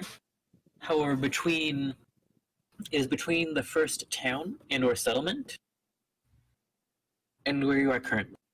It is most likely, from what you can guesstimate in that role, where you would most likely bed down for the night, unless you wanted to push forward. Does the route take us close to the water? Yes, it does. It actually intersects from what it looks. Okay. If I wanted to make sure that just in case there was the water, because my character he grew up in a desert, so he's Yeah, just that like makes sense. he's like water, water, water, water, water. Okay, so to Jonic, who rolled a 17, so you do find some not so like long dead carcasses of small animals. So you find a few squirrels. You find another one of the large insects that appeared to be very fond of. So in total, you have about 4 small animal carcasses, a few, probably 2 grubs, and 3 of the insects. It seemed to be fun. You Okay. can try to look for more, or just take back what you already have. For now, I'm gonna take back what I have for now. Okay, so you already weren't too far away from it, so it's about a 10-minute walk, and you get to the hole, which has a small little wisp aura of web around it now. Hmm. You look down inside, I'm assuming, correct? Yes, and I'm going to be holding out the food and just kind of dropping it. Either is there like steps going down the hole? Did he make them? Because I I didn't was know the good. design. Yes, I was thinking of making it kind of not quite as neat of steps, almost more like a ramp going Okay. down, and then there's like a lower area that's more just straight and Like So the good news is the spiders did keep clear of this. Hmm. So you go down, and the one that you originally found comes down from the ceiling, very non-hostily. It keeps its distance, trying to be as respectful as it can understand be. Okay. Then another. Then one more. Then a fourth. All of varying sizes. The one that you originally there being the largest. Okay. None of these are hostile to you. They are not charging you. They are more or less just waiting. There's no their arms aren't raised or anything outstretched. Right, It's kind of just observing. I will just start laying out the food, just kind of on the floor with the. Have I found any smaller spiders in the meanwhile? Oh, with that nature roll, yes, you would have found. I know I have small breeds of spiders in the fauna section here. Untamed wilds, untamed wilds, untamed wilds. With that roll, you would have found the golden spineback. It's a little bit smaller than tarantula. It is brightly yellow in coloration, and it has a spiky thorax. Or Okay. bottom. And I'll just kind of put it somewhere that it would fit nicely, maybe a little divot in a hole somewhere, and give it a little bit of food as well. And then the majority of it I lay out for the big spiders. Yeah, that's no issue at all. Pretty simple. The other spiders all kind of circle around the food and actually very reasonably divvy it up. Hmm. And they go to a very weirdly respective corner or space of some kind and just once again wrap it up. They, inject the digestive juices, get that process going. This whole process is actually very, very nice, very subtle, very clean, no Okay. hostility. I'm going to actually cast as a ritual, speak with animals. That would be like 11 minutes, right? 10, 11? 1 minute to Okay. cast. See, that's easy enough. You cast it, the spell activates.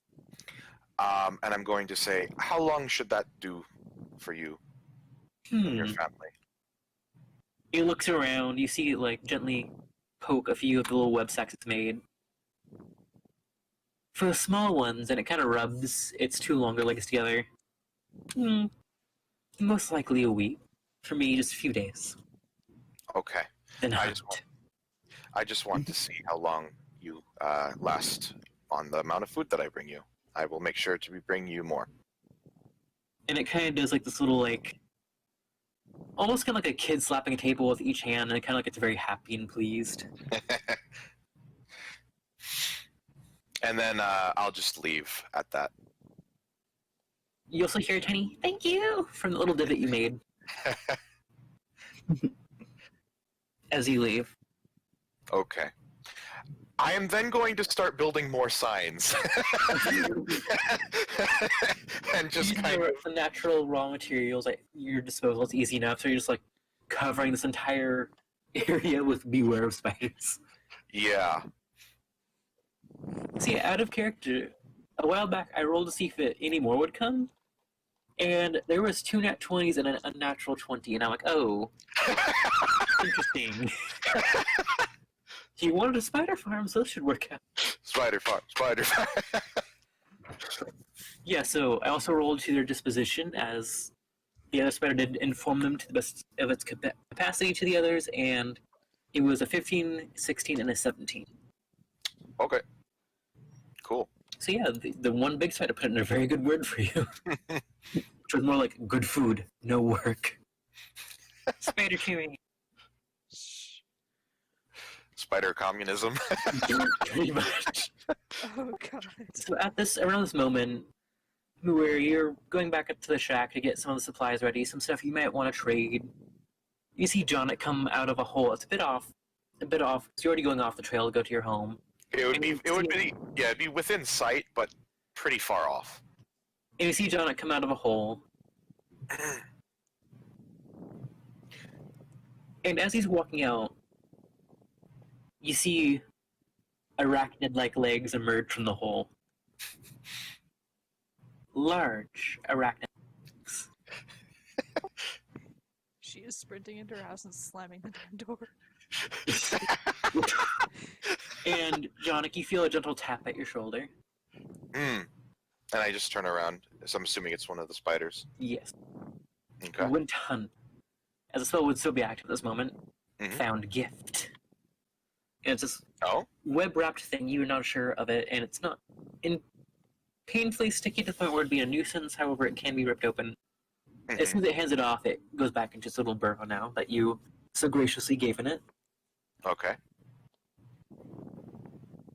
I guess I'll open it and see what's inside. Let me find it.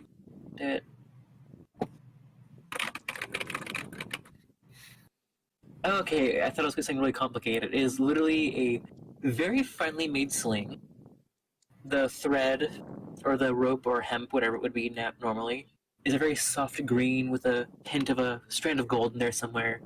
The leather part where you would put the projectile is this very weird, more chitin-esque substance. And you touch it, and you can already feel it has a slight magic to it. Ooh. It is a +1 sling. Ooh. Does it shimmer it purple ever so subtly, and there's a little +1 etched in it? In Elvish, there's a little +1 in the numerals. As I also rolled to see if they went hunting, they found a elven bandit, and they kind of stowed it away because I thought you'd be mad.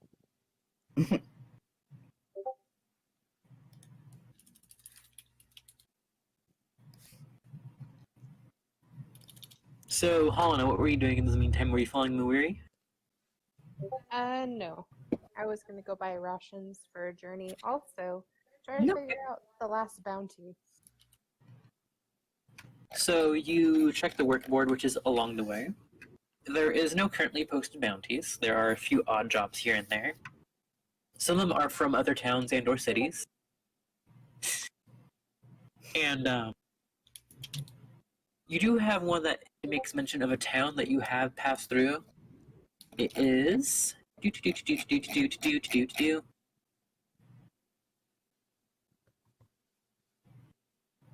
Tel Nidera, which is a drow settlement that is towards the coast. You've only heard of it through passing by and some orc tribes that do somehow make trade routes with them for whatever reason that may be. It says there is a vermin issue along there and it pays 75 gold.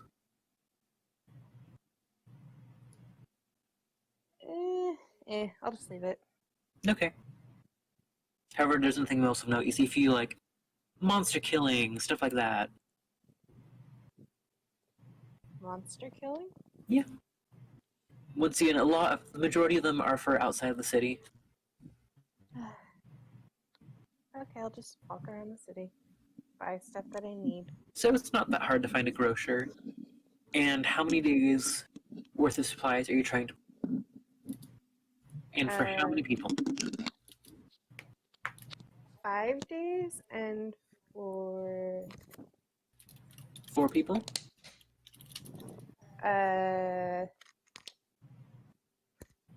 Sure, why not? I'll help others.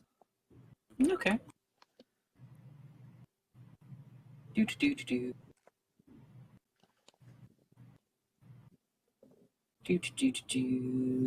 So that's 5 days. Hold up, I have to pull a calculator now because I have to do math.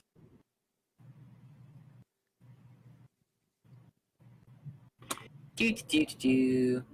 So 5 days. 5 days for 4 people, and it's rations, right? Yep. That's 10 gold.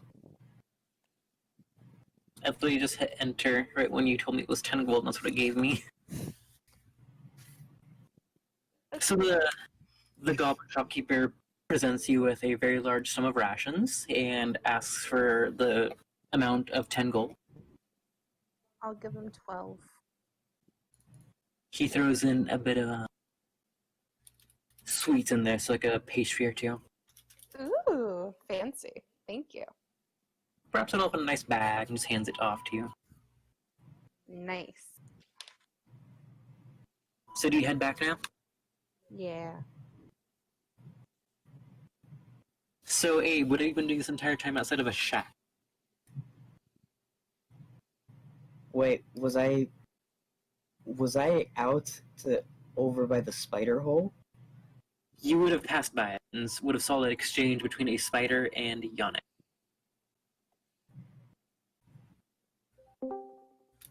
Oh, Hello? Who? Oh, Angela showed up. Oh, hey. Hello. A new challenger approaches. da da da da da da da da da. Okay, so when I spot this big ass spider, right, I'm assuming that I have identified the spider properly, right? Roll nature. Because you grew up more in a desert environment and have seen more akin to ant lions and Well, what's that camel type- spiders. Yeah, I was gonna say camel spiders, which aren't. Those are not actually spiders, right? I think there's a part of a different order or something like that. They're like a scorpion, I think. They're awful. Oh, I remember what camel spiders are. They're awful and I hate them. They They're the they ones that gallop. they actually look more terrifying than a gallop? normal spider. Hold Yet up. they're not actually even spiders. I think they're actually a scorpion type of animal. It's weird. So, from what you can gather, this is a native arachnid. Not something you've really encountered in your travels, even your more recent ones to here. From what you can gather, it is poisonous, and it is carnivorous. However, you do notice it has taken to a bond to Yannick.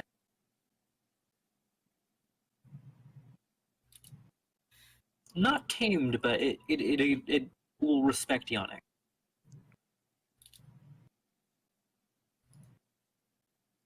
Well, that's a good thing then.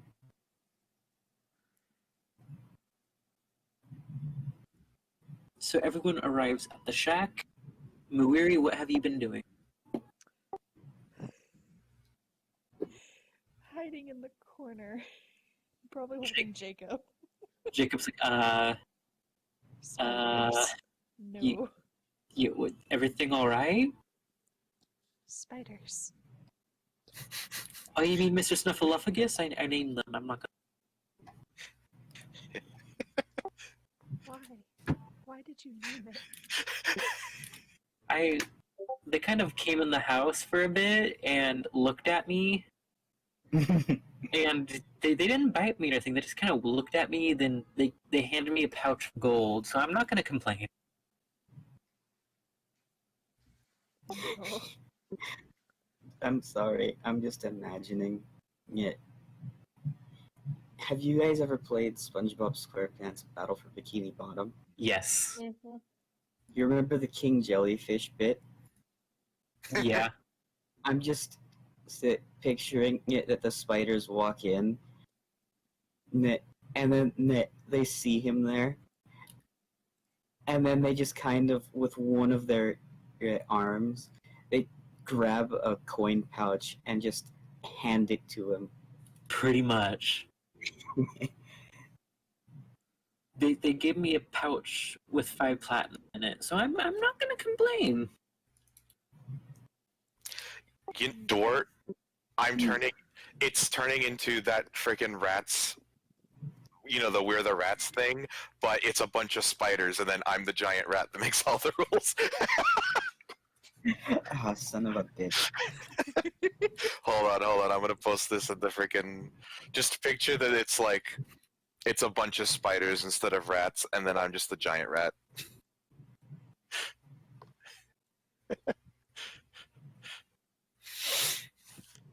And Malarius is in response, oh, it's all fine until they descend from the attic ceiling and try to bite you.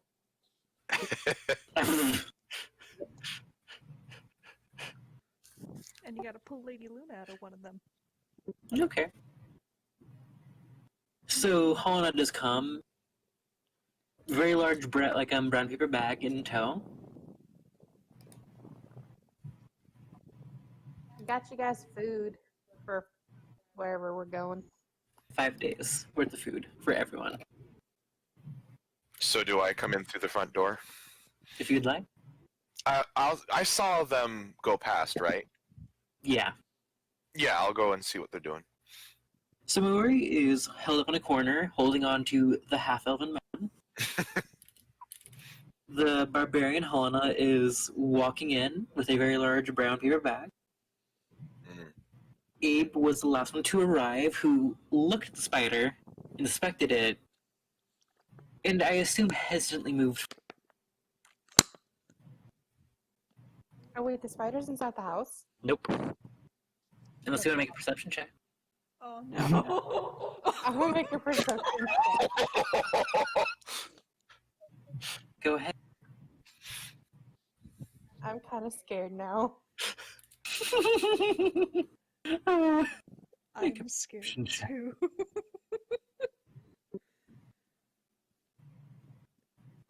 Okay, you don't see anything. I have question. I also have a question. Is anyone here's passive perception over a 22? No, No. Won't see No. that answered my question. Good. It's a good thing Maori has a 9 or else she'd probably have a breakdown. Yes, you would. You indeed would.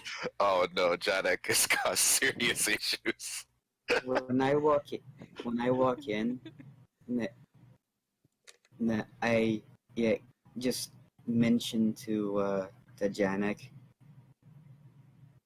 these spiders are not like the ones that I have that I've seen at home. These do not gallop at you.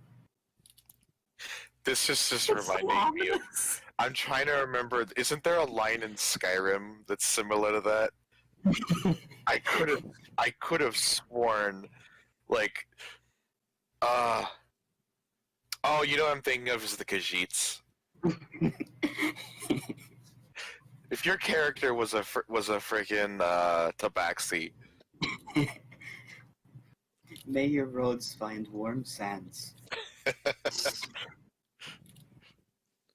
Okay, so after that amazing exchange and this funny thing that may or may not happen, Ooh. you have your supplies. Your friend has plotted a route. What would you like to do? Hmm. I mentioned to them that I've plotted a route, and the one that can't understand me, I'm gonna assume someone is gonna translate for them. I'll translate for her. Ah, yes, a dedicated translator. Okay, so you've now learned that he has made a route. He said it's 3 days' journey. However, that estimation was considering horseback. I've made sure that we have a place to get more water if we need more water. Good idea. That's good.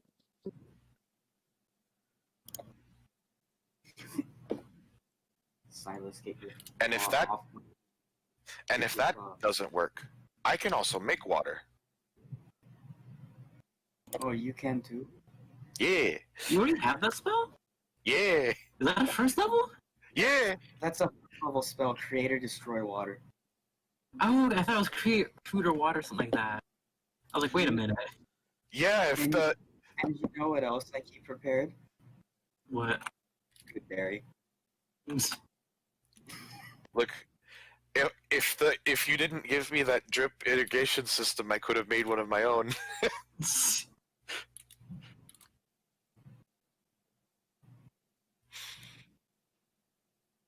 you now have this all laid out before you. I'll explain. I'll plot it. What would you like to do? Hmm. This is it tonight. It's late afternoon. It's about 4. Or like early evening, I should say. You guys want to rest up and then head out early morning? Yeah, but quick question. Yep. Other than you, and she just kind of points at Jonik, do any of us else have anything that we can probably sit on and ride and not have to walk the entire way?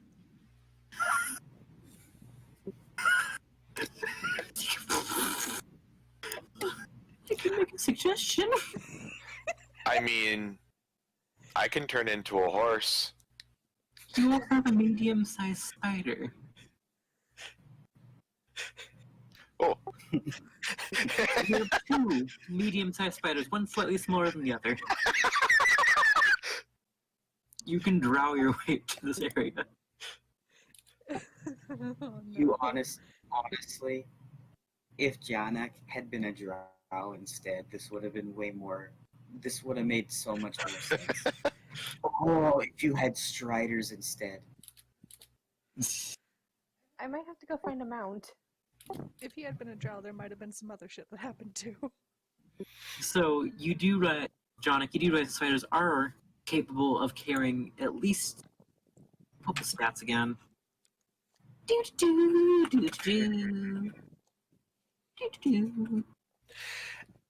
In Orcish, I'm gonna say your name is Abe. Or because I can't remember what your actual thing was. Okay. One more time for you guys. Ibrahim din Ibrahim. Ibrahim. D. Ibrahim or Din Ibrahim? Bin. Oh, The Bin? B. Okay. I'm gonna remember Ibrahim. Can I just ask for a nickname? In Abe. Orcish? Is Abe okay?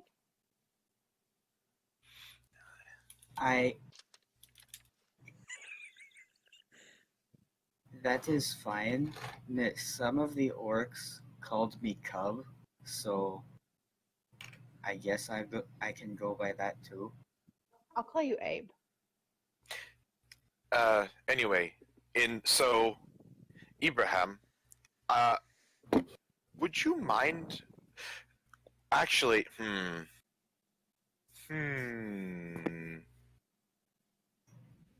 there's 4 of us. We can both wild shape. We don't need mounts. So to let you know, you can wild shape into horses, all that stuff, but you would still need the saddle if you wanted anyone to ride. They can't bareback it. They can, but there's gonna be some dex checks if you go really fast. As a person who's ridden a horse bareback, I have learned some things. I can actually go further beyond, because I can go up to CR1. Oh my! You can transform into a dire wolf. Oh, Dort, can you tell me the group name and Akira again, please? How? Silas. Because I'm trying to keep it in my notes. Ow! Damn it, Silas. Silas! So, Naughty kid. so here's something interesting. I think I can actually wild shape into a giant wolf spider. Oh god. Oh no. Fair. Oh no.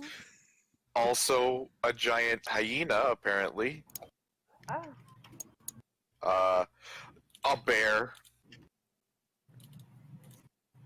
Warhorse is CR1 half, so I could do a warhorse as well.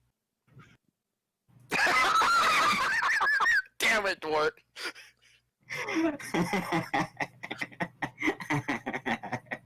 No.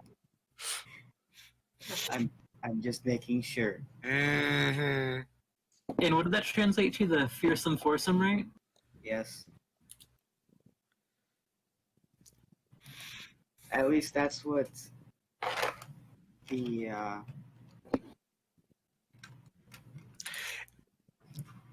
I could wild shape into a velociraptor If you've seen one.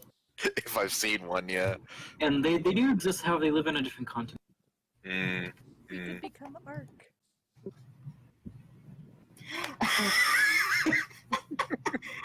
I'm sorry. I just okay, so the fearsome foursome.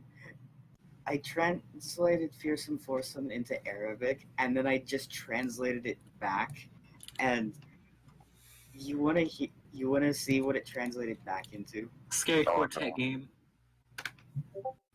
Yeah.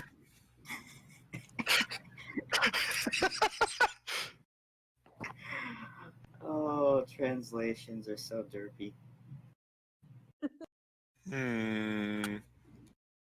Like, I didn't know that Chinese didn't have a word for brownie. Really? Yeah, I don't know if it's changed since then, but some years ago I tried to translate stuff into Chinese, and it was like Chinese characters and then brownie written in English. Weird. And maybe it's because it was like if you were to try and do, like, for instance, Twinkie, obviously that would just be because it's a name brand, right? Maybe brownie is something that was actually invented in English and now every language just calls it that.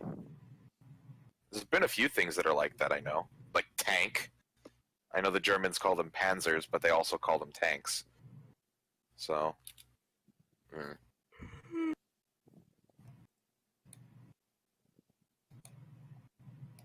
Okay, so you're gonna prepare for your journey? Are you getting saddles? Are you... What's the plan here? I'm gonna make sure there's enough signs around the perimeter of the spider hole. So with the time given, you would have made an additional 15 signs. Okay. I'm just gonna say that it's enough that there's like each one is visible from the next, however many I would need to make to do that, in a circle around the hole. Yeah, okay, easy enough. I get to make more rolling tables. I get to roll for idiot teenager. Oh no. Sorry, I just realized what you said. Drink. As long as it's not a 5-year-old. Oh God. No, it's just gonna be like an idiot Upgraded. teen who's like, you can't tell me what to do. And then one sort of like, destroyed Ratman's property? You offend him. I have created a horror movie set. Pretty much. What was that movie where that guy trained all those rats to kill and eat people? What? Excuse me? There was a movie like that. I vaguely remember there being a movie with like rats in the wall or something about that, and like the main character had a fear of rats. But then again, I watched a lot of very cheap movies.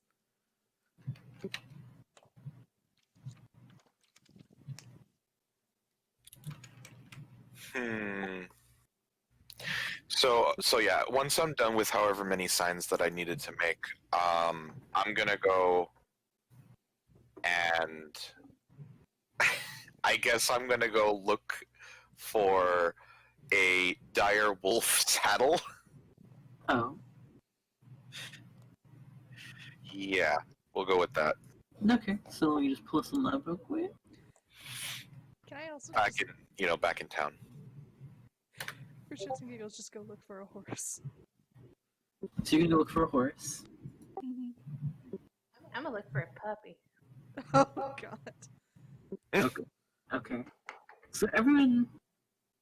So you're going to look for a dire wolf saddle. So the person who is in charge of the stables kind of looks at you, blinks, looks over to a few other saddles, and says he can have one made in the next hour for about 35 gold.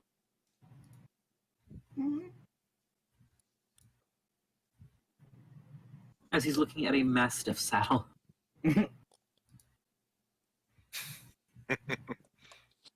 Ow. Ow.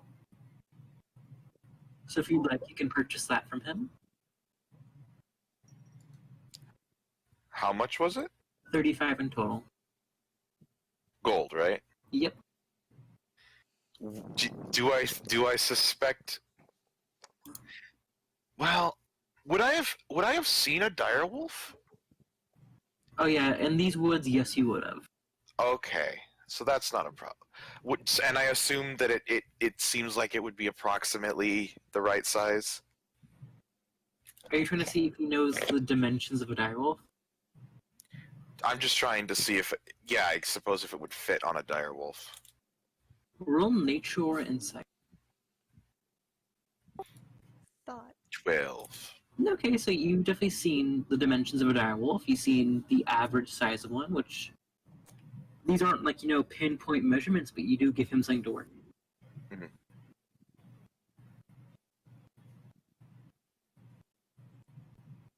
Can I get a riding horse saddle, but not a horse?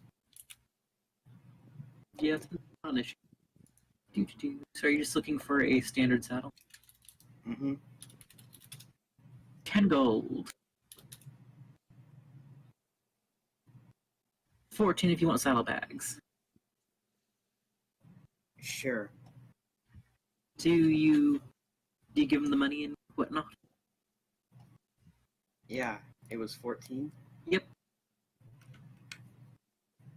He gives you the necessary things, all the bits and what have you.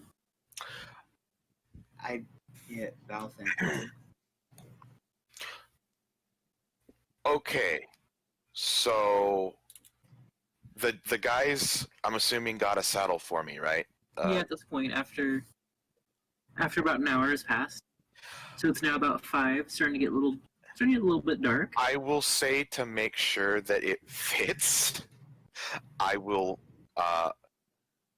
as the guy brings it out, I will say, okay, and now to make double sure that it'll work, and I wild shape into a dire wolf.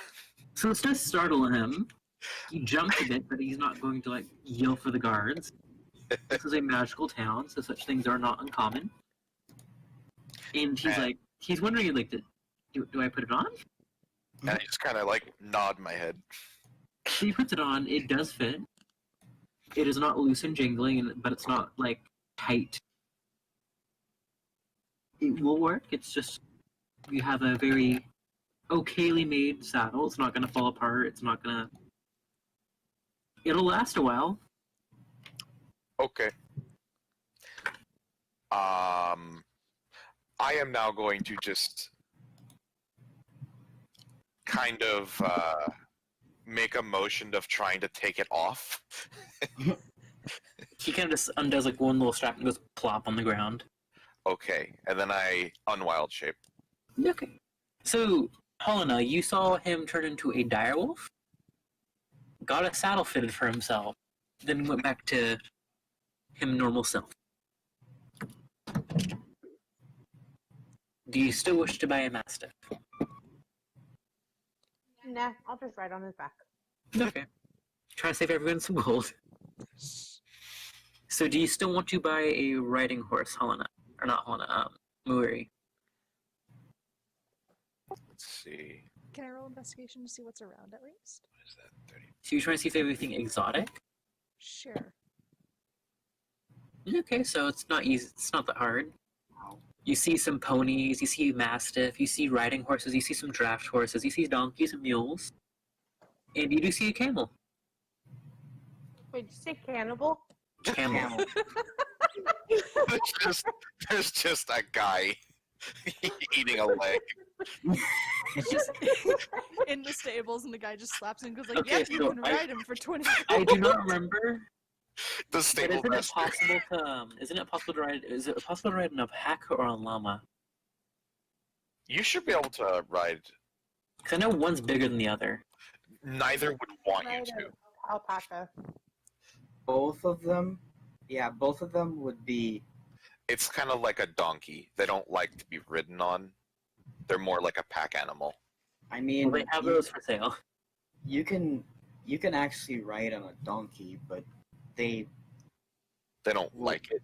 they'll be stubborn. Yeah. Well, because they're not beasts of burden. Well, it's weird. They actually are a lot more susceptible. They're a lot better at carrying like bags, but people, not some. You know, it depends. So it's pack, just not burden. They can pull things too if they really Oh, yeah. wanted to. But It's they're all. not- It's they're all. not like riding animals. Yeah, it's all about disposition. You know, case by case basis. But yeah, they have all these animals. And you also see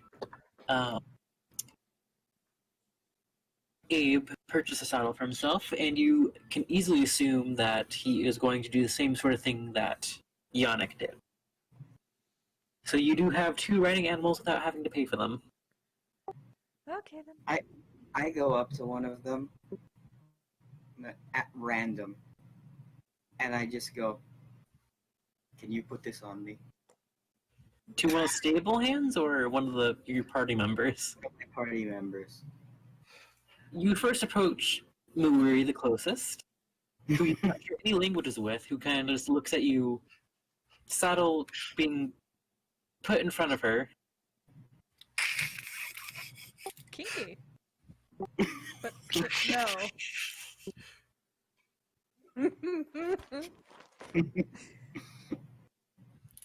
Am I around or no? Yeah. He wants you to put it on him. I'm sure. Not in the dirty way, you dirty birdie. It's so freaking great because my character is already weird, so nothing phases people when I do shit. But towards characters, just a human. Okay, so what? I hand her the saddle, Okay. and then it takes me a second because my character's really, really unsure of if he'll transform into the right thing. Are you gonna turn into an Well, you- Arabian? You have seen horses around you, and you have seen. Hold up, I'm gonna send you a picture. I have to figure out how to fucking type this breed of horse. Well, based on where his character grew up, he would have probably seen Arabians. No, there's one that I have saved, Oh, okay. and it is one that I very much enjoy. I'll be right back. However, its name There's the fucker. If you I don't post know. Clydesdale. No, he has not seen any form of horse of that. Okay. He has seen whatever the fuck you want to call this thing. Akalteke. Oh, it's really similar to an Arabian, actually. Kind of a tall, skinny horse. That's shiny. Mm-hmm. You've seen those ones, that's for sure. And you've seen the one with the curved snoot. Have I seen Shires? Let me just Google what that is. Oh, floofers. Oh, that's a Clydesdale. That's basically a Clydesdale. They're beefy floofers, though. Clydesdale is just tall floofer. So here would be a Nakal.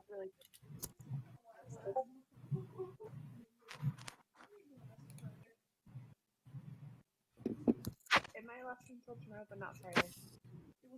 Whereas this would be an Arabian. Pretty similar, actually, but their nose is actually, like, curved up. I never actually noticed that about Arabians, but they've actually got, like, a reverse curved nose. I think Arabians are war horses, though, so I wouldn't be able to transform into one. See, that's what I was probably going to go with the occult. Hmm. They're pretty and shiny. Anyways, my motivations aside. So, I accidentally transformed myself into a workhorse, Okay. which a workhorse is a massive horse.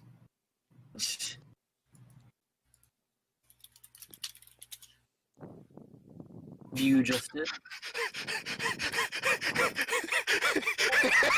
Oh god.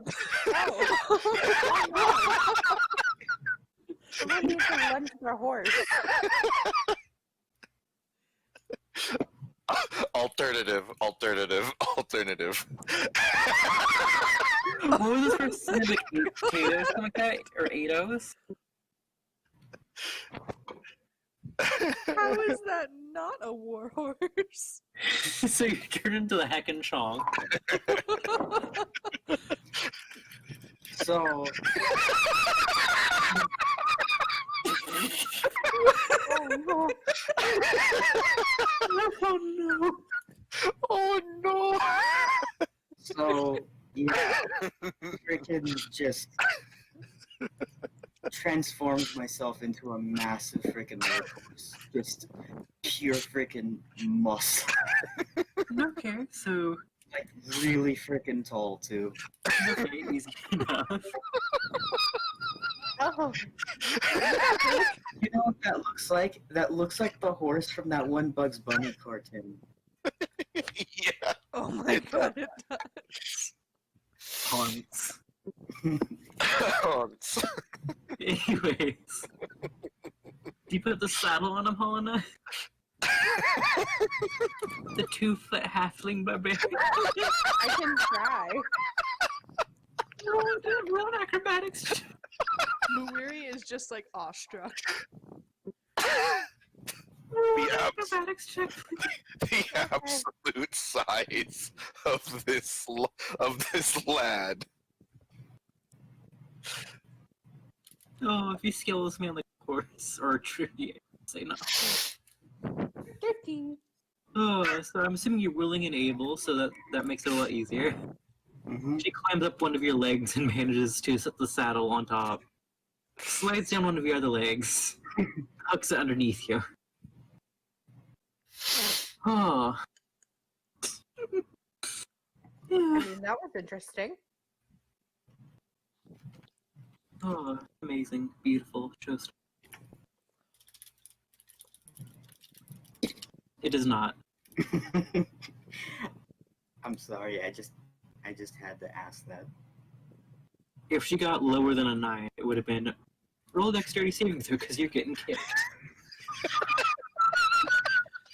And if she fell that, she would hit the wall.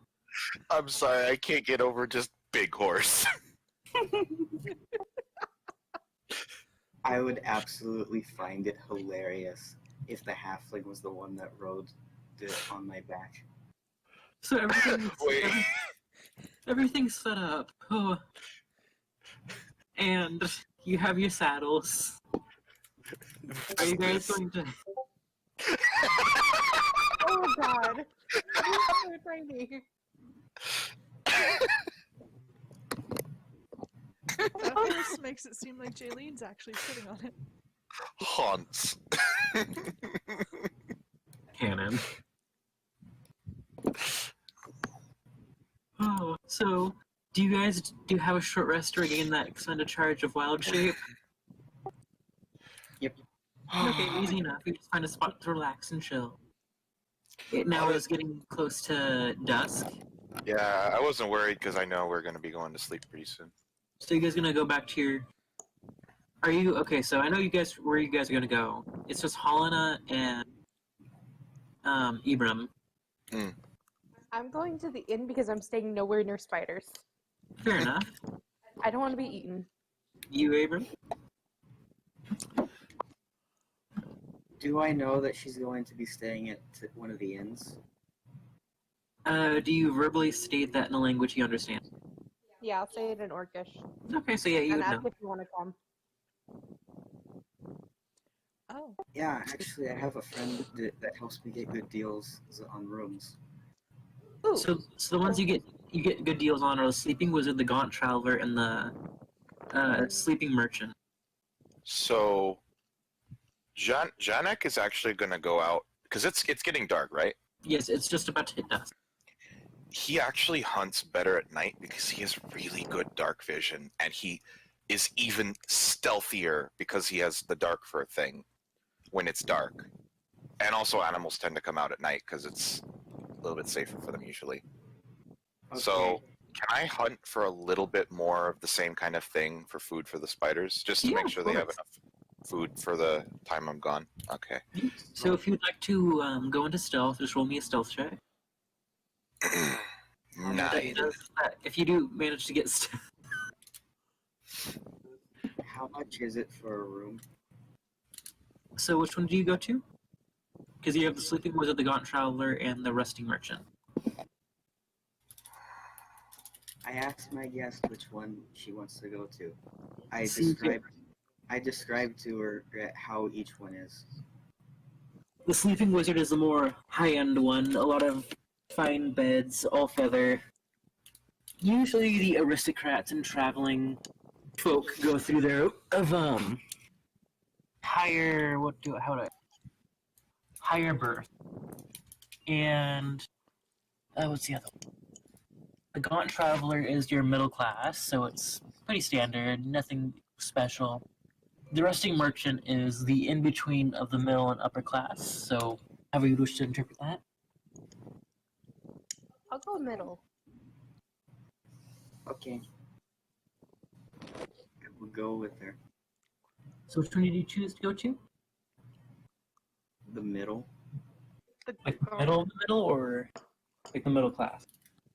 Middle class. Okay, so that would be the Gaunt Traveler. That's how the I mean, it is homebrew, so you can have it however you want if you think it's not balanced. But that's how it was originally written. Mice and races. Where is it? What is it?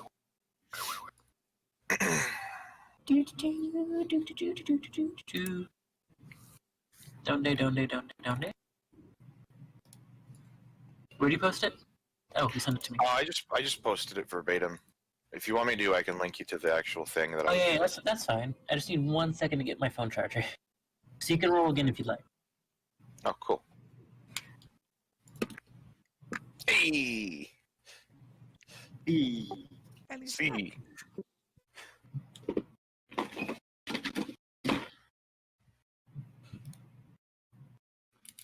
The stealth is back. The sneaky is back. the disappearing rat we know and love. What? What did you do? Oh god. Excuse me? You, Hello? what did you do? Excuse me? Hello? What is this? Hello? Rolling a DF. So you're fairly confident in your ability to hide, Yeah. and you do have advantage on the survival check to hunt. Okay.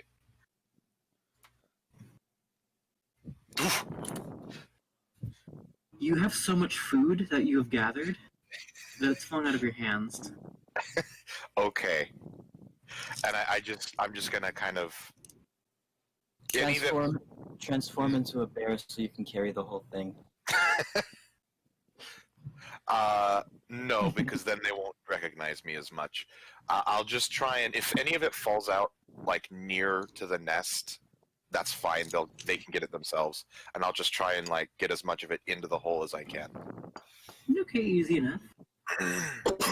Just dump it into the hole, or do you walk? I'm gonna go down into the hole. Okay, so I could- spiders.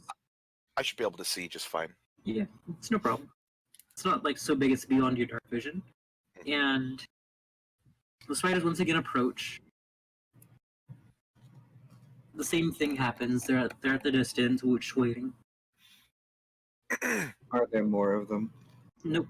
Okay, I'm gonna cast as a ritual speak with animals again, and just kind of explain to them that I might be gone for a little bit longer, and that's why I decided to bring them extra food, just to make sure that they'd be able to, hold on while I was gone. So you cast a spell, it takes effect.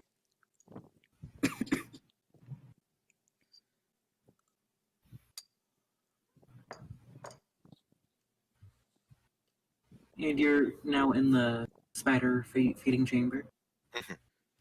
I just wanted to make sure that you guys had enough food. I might be gone for a little bit longer than a day or two, but shouldn't be too long than that. And So what you hear is aw, aw, aw, aw, aw, from all 5 spiders that you have currently living in. Yep. I just wanted to make sure that you all had enough food while I was gone.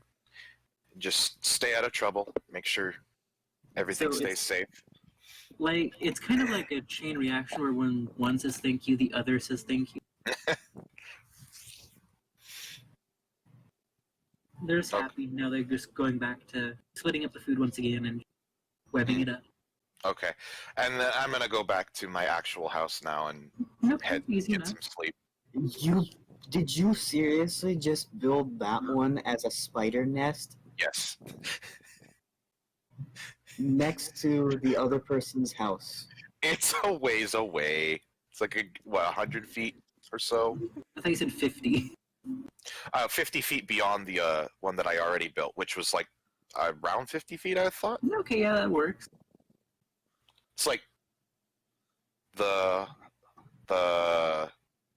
it would definitely be within visual distance, but far enough away that the signs delineate where it is and to stay away from it. You basically demarcated a minefield, Jason. Except the mines will chase you. I would also like to make this a note. So with your knowledge of spiders, Jonik, you know that all these ones have patterns, and the patterns are inherited. None of them share the pattern. These are not spiders that are related. One of them is a dull gray, the other one's a bright white.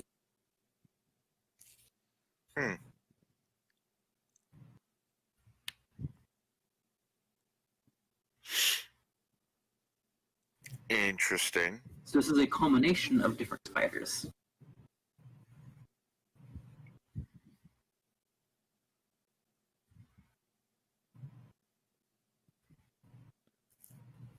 Well,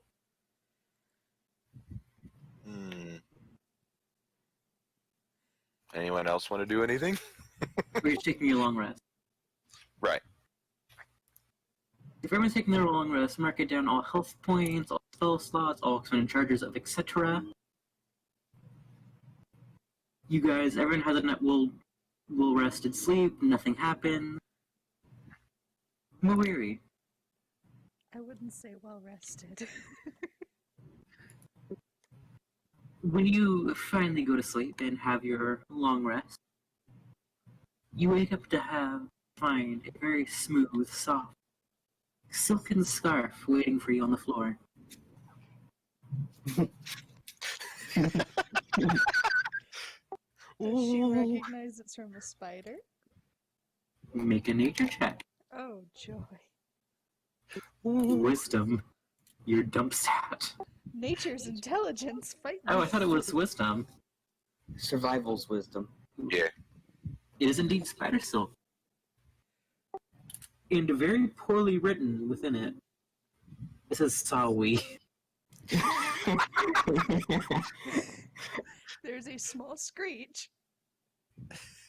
And she's throwing that one special ice knife at it.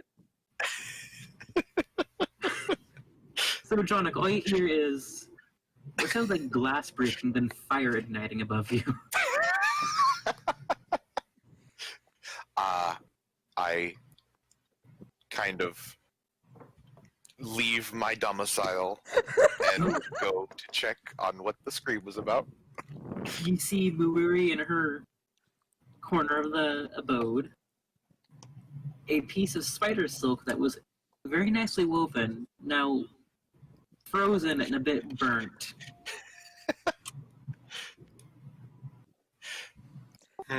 She is holding Lady Luna tight.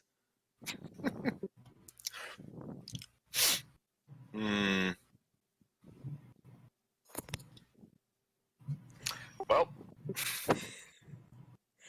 Are we ready to leave? I would say so. I'd like to leave the shack. There Okay. Mm. Where you open your little ramshackle dug hole, you have to dig a little bit deeper than you're used to, and you find it, instead of just being exposed to dirt, in a sack. Huh, Jacob must have done it. You retrieve the item that you're getting, and get ready. So what is the plan? Is everyone just gonna go hop onto one another and just That sounds so bad. Yep. So how long can you stay in wild shape? I know it's like something your wisdom modifier rounded down or something. It's a few hours. I think it's your wisdom modifier plus your level rounded. Okay, wild shape. We'll have to take probably short rests every so you often. can use this But feature twice. Your druid level determines the beasts you can transform into. But at second level, you can transform into blah blah blah. Yada yada yada. Kagalong. Fanapanadana. Da da da da da. Blah blah blah da da da da.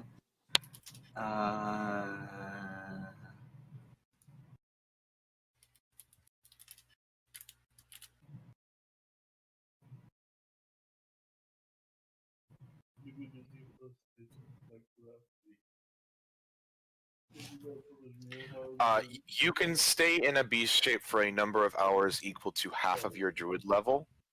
So 1 hour by default, twice. And we, while you're in wild shape form, you can extend it to automatically by just using another charge. So we can go 2 hours, take a short rest, and then go another 2 hours, take a short rest. Yes. Like that. Okay, so we can do 8 hours of travel, 1 hour of rest, or something like that. So are you guys going at a full pace, 3/4, full, slow? Like, are you Probably booking it? Whatever comfortable to them. Yeah, they're the literal beasts of burden in this. Just whatever is like What is fast but not exhausting. You know. Try 3/4. It would, from right now, because it is about like 5 in the morning, so it's barely dawn. If you were to go at a 3/4 pace, it would take you about 12 hours, so 5 p.m. to get to the next town over. Okay, I have a question for Jason. Mm. How fast do you go with whatever form that you're gonna take? Let me double check.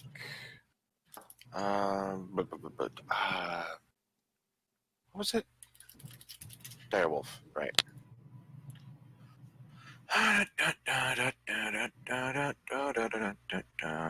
50 feet is per 6 seconds is the normal movement Okay. speed. So fast.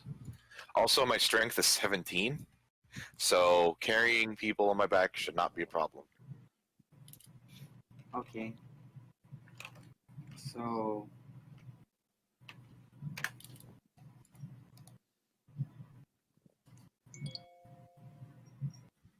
I have almost double my hit points than I normally have. Wait, no, I have more than double. Yeah. Yeah, with dinner. Mm.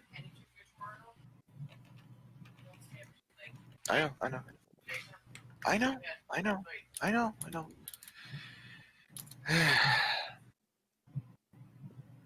Yeah, I normally have 13 hit points, and now I have an additional 37. okay, so Mic off.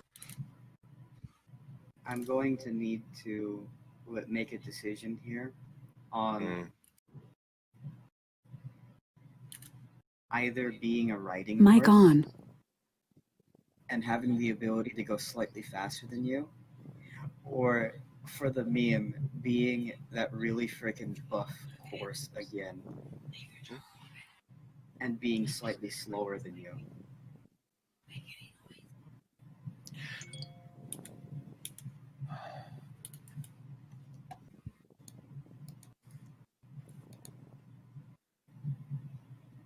You know what? Just because I think my character would go with something that he's more familiar with, I'm gonna transform into the draft horse. A Hans? Yes, it's a really Yes. big one. So you turn into Horse Hemoth. By the way, if you guys need me to carry shit, feel free to strap shit on me. Weren't you the one that bought the saddlebags too? Yep. So you can put the food in there. Okay. So, honestly, feel free, because I have a strength of 18. So are you guys going to book it for the entire 12 hours, or are you going to do 8 hours and rest?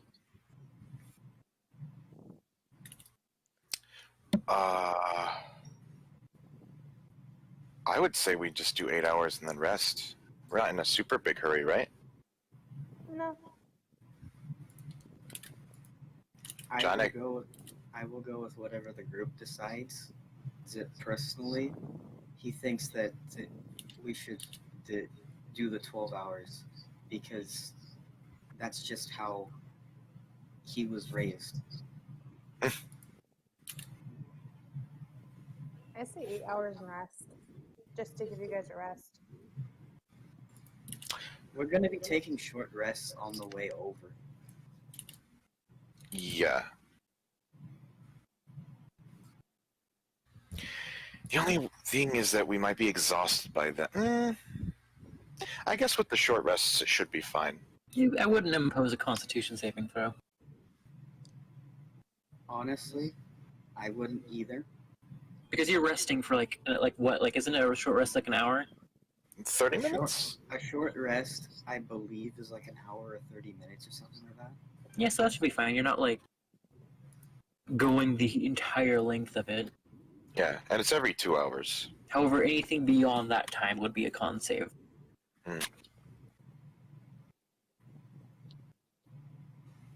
Alright. Well, I'm ready to go. Now for the big question, who's riding who?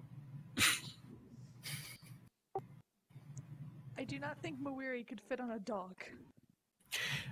He's a direwolf, though, so Did you he's... see that? The direwolf is large. It's not A medium. dire wolf is like the size of a small building. like a shack. Holy shit. Okay then. Hold on. Where is that that anime about the slime with the freaking dire wolf? Hold on. Oh, it's the same one as those ones? Okay, yeah, no. She'll ride the wolf then, because it's fluffy.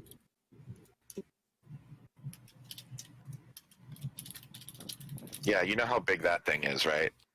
Yeah, I watched a little bit of the show. Or alternatively, if you've ever watched Game of Thrones, dire wolves are in that too. Yeah, I think they're actually kind of small in that though, compared to what they are normally.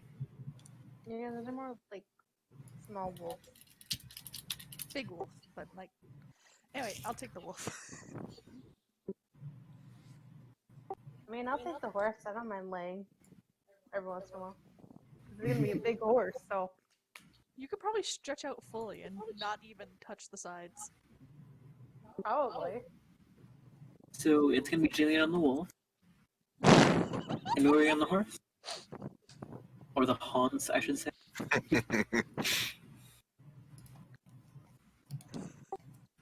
So, Opposite. for the sake of brevity,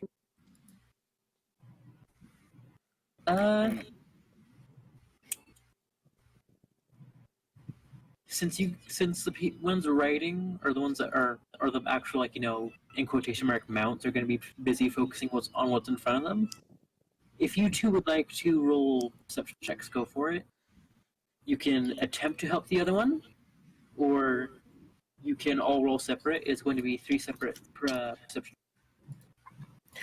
As a dire wolf, my passive perception is 13. Mm-hmm. And my wisdom is a +1, so and it's a 12. So Okay. I have passive perception of 10, so What? A -1. my passive perception has been severely degraded. Wait a second. Okay, I'll help you. Does my alert feat work while I'm in horse form? I thought you retain all your mental faculties when you wild shape, don't you?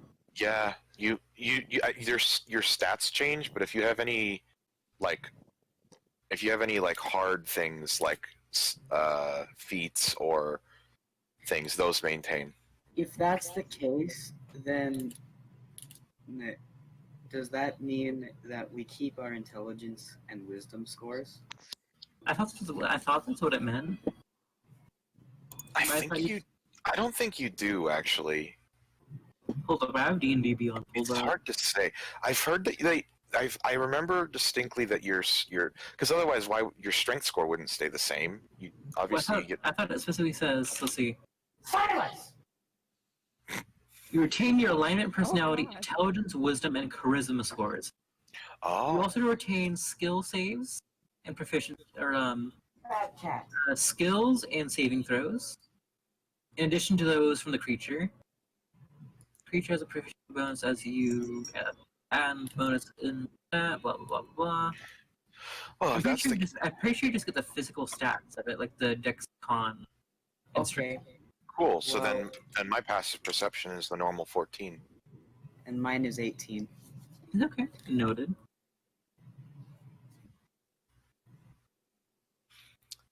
If you're gonna give us disadvantage from focusing on writing, yeah, it's just a -5.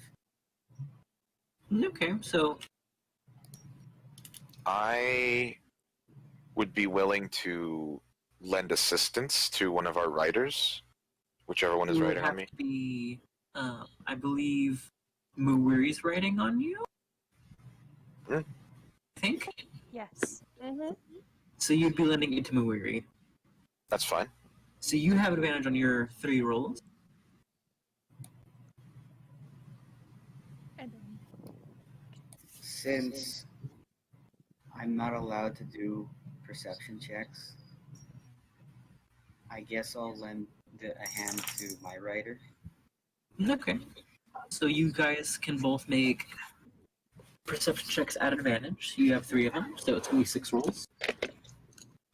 Plus horses actually have I guess it doesn't really matter, but in real life horses do actually have pretty good vision in terms of like peripheral, just because their eyes are on the sides of their head. True. Wait, would that be 6 rolls in total or 3 individually? 6 rolls in total. Okay. I got confused, sorry. I'll let you go first so it doesn't get confusing. Okay.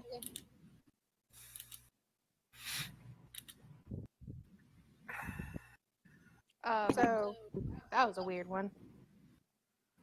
She Hold rolled on. a 67. What did she see? Let's see, 12. A 12, a 13, and a 16. So, Okay, so you see nothing of particular note.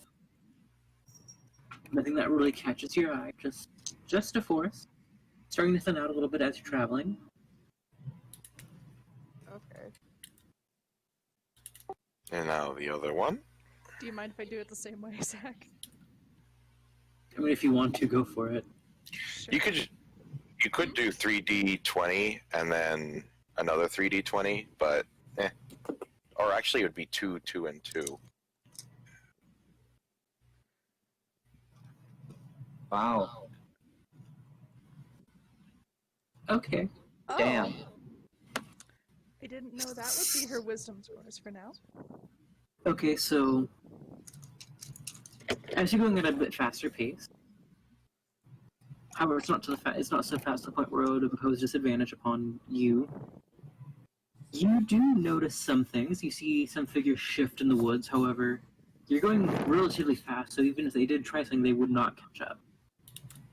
At the very last leg of your journey, right when you're about to bed down, at the point that Abram mentioned, you do see something that catches your eye. So it's very small. It's a little alcove, like a little stone divot, but it doesn't look natural.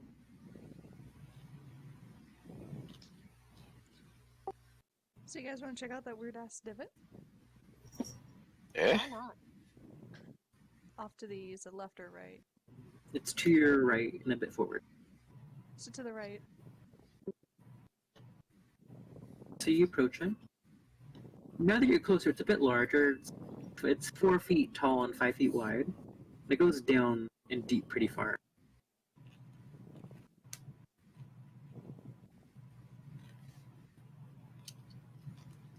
Is there a way to climb back up if I climb down?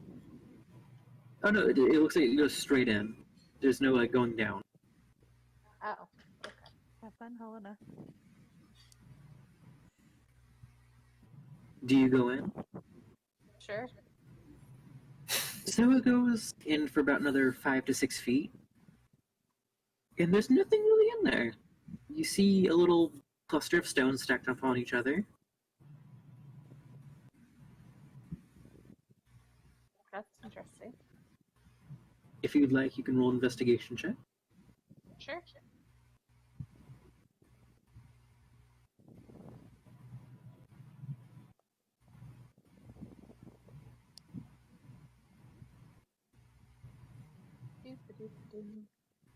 Just remember to take off the 6. Yes. Okay, so you look around the chamber for about 3 to 4 minutes, and you get really close to the stone mound, and you actually bump into it. And the rocks topple over pretty loudly. You roll Can I- something real quick. Can I do a little bit of a perception check just to look around? Why, yes, you can. Sweet.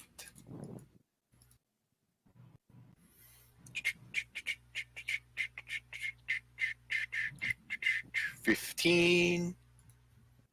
Okay, so you look around the chamber a bit. You see beyond the. What is your dark vision range? 60 feet, I believe. Okay, so you look around a bit. Because I don't know if it was 120 because of your dark fur thing. I know with the dire wolf, I get keen hearing and smell. So Are I you get. still in direwolf form?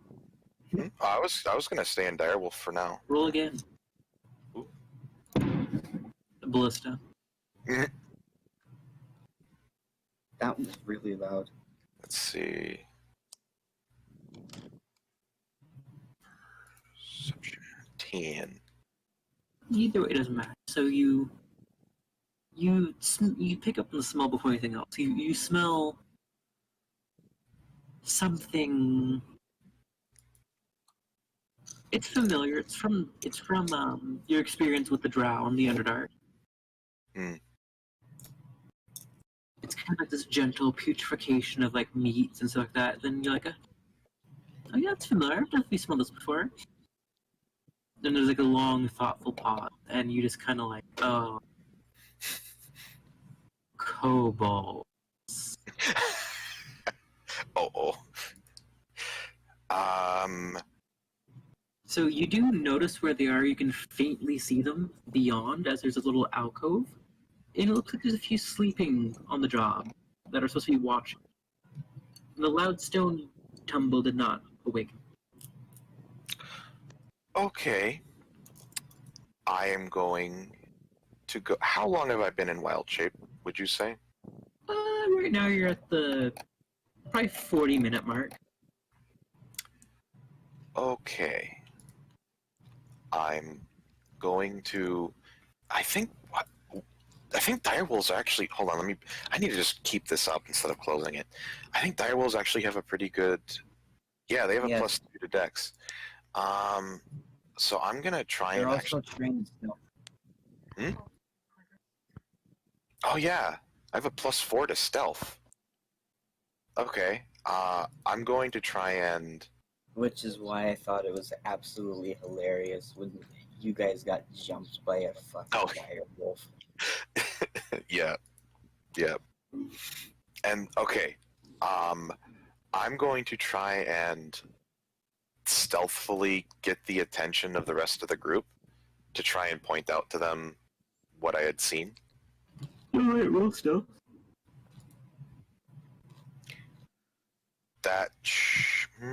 What should that be? I guess that's a 10? Something like that. Let me roll. So, you notify them of a presence, and you guys do manage to look over to see this little alcove. You see two kobold guards in mixed-matched armor, leather, some hide. They're still sleeping. So, Helena, when you did knock over the stones, you do see a large, luminous rock. Ooh, pretty. Do you take it? Yes.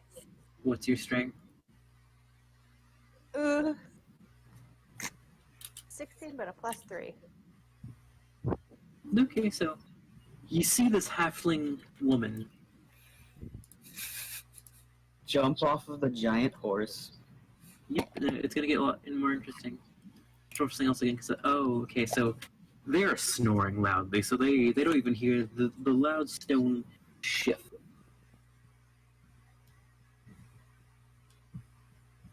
And she pulls out this large, finely cut gem, the size of herself.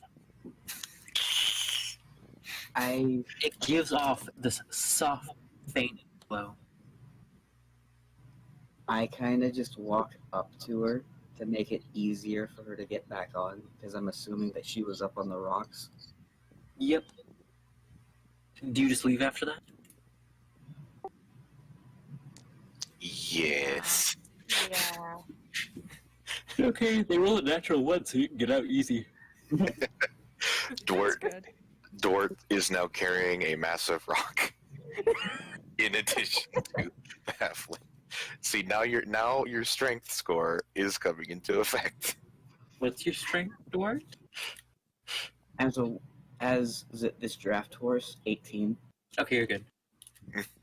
Pretty heavy, but it's no sweat.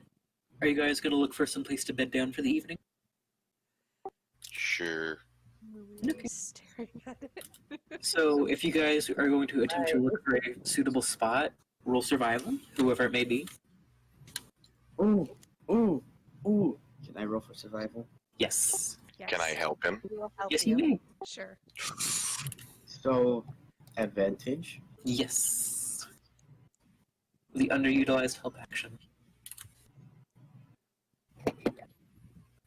Okay, so everyone's looking around, and you find a spot not too far off the road, a bit out of prying eyes, behind a few bushes, very tall. And it's pretty pretty wide open, enough for all of you to set up a small little ramshackle camp, small little fire. Janek proceeds to start to dig a hole. Okay, Just a small one. easy enough. So all of you like settle down in your own little sleeping arrangements, whatever they may be: sleeping bag, small tent, hole. And he just like takes a piece of wood or some branches and leaves and just kind of puts them over the hole. Is there gonna be a watch, or are you all just going to sleep? I'll take the first watch. Okay.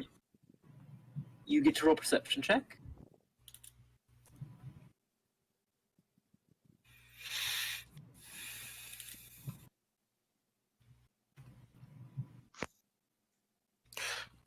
Quick question. Yeah.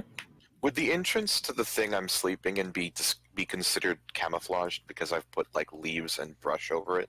Roll a quick survival check to see how well you did it. Okay.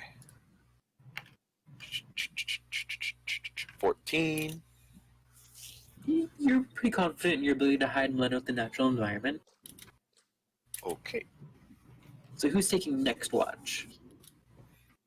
As Helena, you didn't see jack shit. I figured.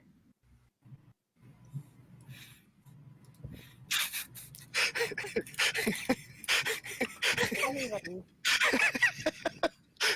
Janek is just Mr. Vietnam. So who's taking next watch? I will. Okay, so just roll me that perception. Jason, Mm-hmm.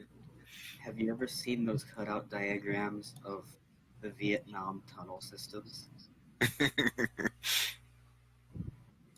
You could totally do that. Oh my god, and it's a friggin' dog. You just see this.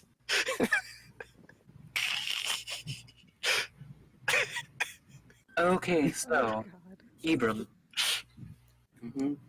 the night for the most part goes on uneventful. You see the giant the gas giant, the fruit or the wanderer, however your people may have referred to it, in the sky, bright. Wait a second. It's dark. Yeah, no, you'd still see it. No, I mean it's dark. I get disadvantage on the perception check. Oh yeah. Unless the moon is out and provides You are the moon. Your That planetoid is the moon. how much light is that rock giving off? Let me check its thing real quick. Plus, if we have a campfire, I'm I'm going to sitting go on top of it. I'm gonna go ahead and roll perception again because of the disadvantage. The stone does give off a 10-foot aura of light.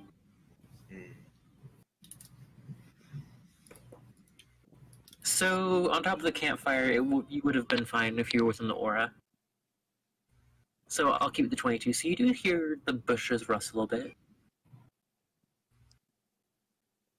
Hmm. Can I try to determine what the rustling is? Do you go in and check it out? Yes. So, you walk not too far away from the camp, probably just barely 10 feet under your estimation. You go to the bush where it was rustling, and there's this little gap of branches and leaves, and you see. Let me Google something real quick. I have a feeling it's gonna be an eldritch horror. Perhaps. I just need to figure out how many eyes this creature has. Oh. Okay, so it's two very dual amber eyes staring back at you. And as you get really close, you hear, and you see this green, imp-like, long-tailed creature skitter out and run away. Can I roll religion? Yeah, you can.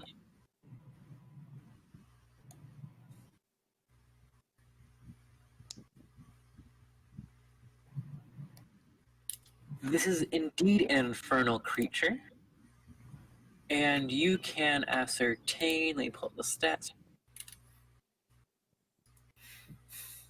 This is a demon. However, it is tiny. It is what? It is tiny. It is not. It is probably about the size of a rabbit. Okay. However, it is running and making a beeline towards the camp. It's running straight at the camp. Yeah, and it's going. So Question. everyone can hear it. Question. Yes. Is my hole between it and the camp? Let me roll something. Let me check its stats. What is its? What is its? Where is it? Where are you? For shits and giggles, I'm gonna.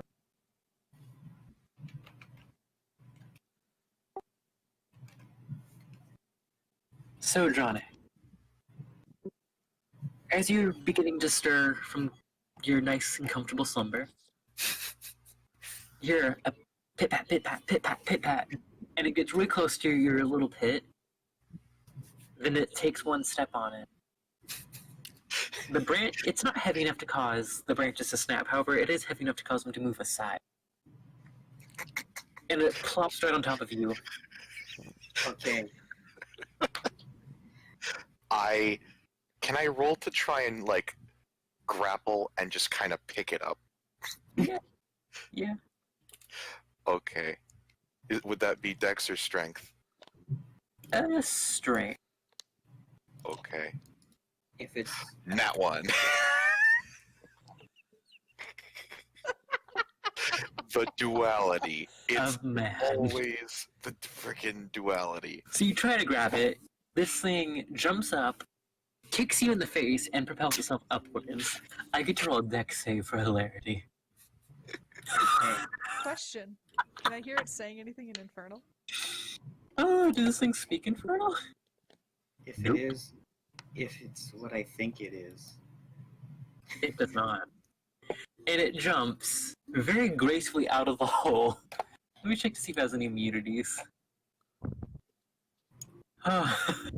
This is going to be so short-lived.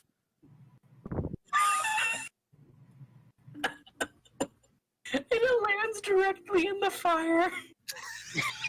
And it takes 7 damage. It dies. Oh my god. I walk back to camp and I look down into Janek's hole, and I just ask him, "Are you okay?" The thing killed itself. So what everyone saw as they woke up is this thing gracefully jump with its long tail. Looking, it's gonna do. It did a little backflip in the air, head first into the flames. Oh, I did such a bad job of catching it that it killed itself. Oh my god. Yeah. Can I take like a twig or something and try to like get it out of the fire? Can I just pull it Yes. out? Now with your heat resistance, if you do it quick enough, yeah, I would allow that. Okay, I'm just You gonna pull it out. You grab it by like one of its horns, and it is just this weird, gross green gremlin creature, and it's slowly starting to putrefy into like a goop. is that an ant? Like a weird ant? I go, we need to get this away from the camp. It's gonna start smelling really bad. Maybe things will avoid us? Do you throw it back in the flames? Okay, how about this? I use mold. I say put it down on the ground, and then I proceed to cast mold earth, and I make a little platform of earth, and I just shift it over Do you just, like, away from camp. how far are you moving? I'm gonna move it like pretty far, like 50 or 100 feet. Okay, easy enough. So as you're moving this dead body of this creature, from the distance you hear two other, oh, ah! And two more you can skitter out and are making a beeline to the large crystal that Ibram is in the possession of. The large what? Can I The large shoot crystal. So they get to go first because they were stealth. They were. him? Oh my Oh. god. Although, does Abraham's you have a feat, right? You can't be surprised, right? Nope. I cannot be surprised. So you can go. You can do something to them in simultaneous act.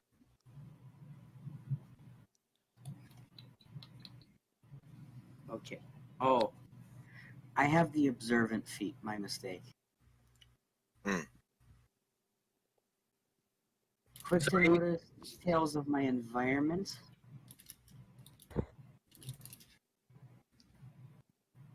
If I can see a creature's mouth while it's speaking a language I understand, I can read its lips. It does not say that I cannot be. I think that's Sentinel. I think. No, that's alert. Yeah, it's alert. So you So- guys do get to go then. He does get a massive bonus to any kind of wisdom and intelligence scores. Passive perception. Yeah, passive perception. These things got a 26 in stealth. Damn. They weren't fucking around. So, Oh god. so Ibram, are you holding onto the crystal as if it were like a lantern? Actually, I thought that the barbarian had it. I thought you I were. was I thought you, sleeping on it. oh, Yeah. so they're making a beeline to you, and they're gonna try to snatch it. So please roll strength, Helena, if you want to try to keep it. Okay.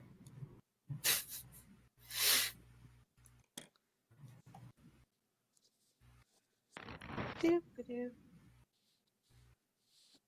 Oh, that one just killed itself. Okay, so you easily beat it, and it tries to pull with its tiny little goblin hands, and you just snatch it. Each Go. other friend approaches, and it's going to use. They're both going to try to snatch it. If you'd like, you can roll strength one last time. Okay, yeah, no, these things are a nuisance to you at best. Can I kick him? Okay. You get to roll initiative right now, so place yourselves down how you would like to be arranged. Where's the fire? I was about to draw it right now. Cool.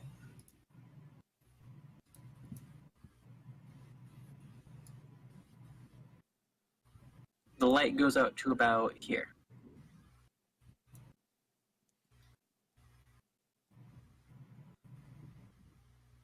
Roughly, give or take. Not good at drawing. Then River Helena sleeps, the light aura goes a bit further.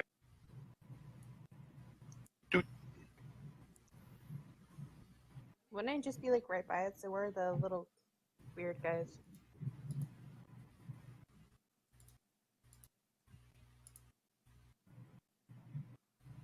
You said that there was light. You drew where the campfire was. Yeah, the tiny circle.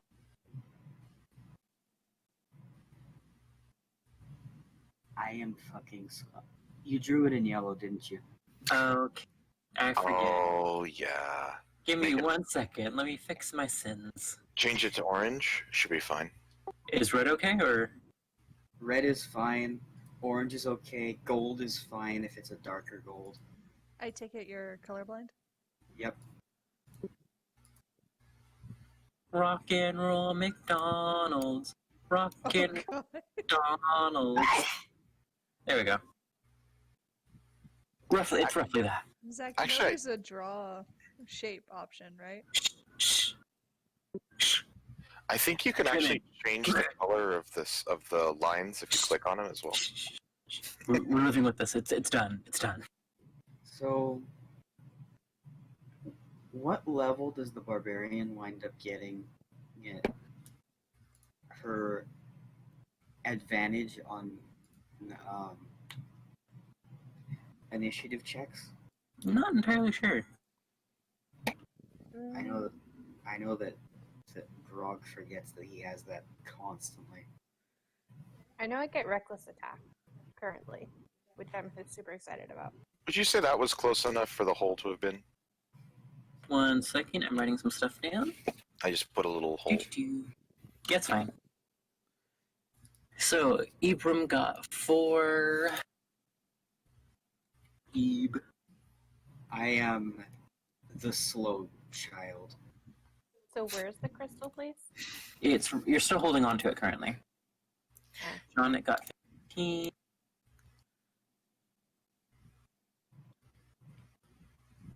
Oh, you're over here. Where do you get? I got a 17. 15. Jillian, Helena, what did you get? Oh, for initiative? Yeah. Hold on, I gotta roll. Just trying to figure out something. Oh, I forgot to change my character's art.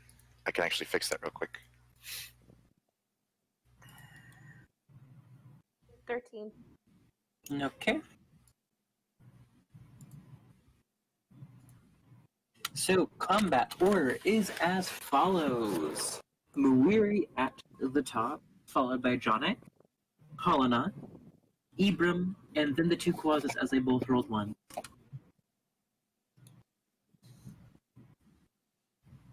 So, Muiri, you are up first as I now am going to place these creatures, because I forgot to do that. Where did I post the picture? Oh, was it in the gallery? It must have been in the gallery. It was in the Yeah. And no, go back. They are blonde. Yes, blonde Quaza. Blondets, if you will. It's a new breed. Yep. Very rare. Endangered, if you will. About to be more so.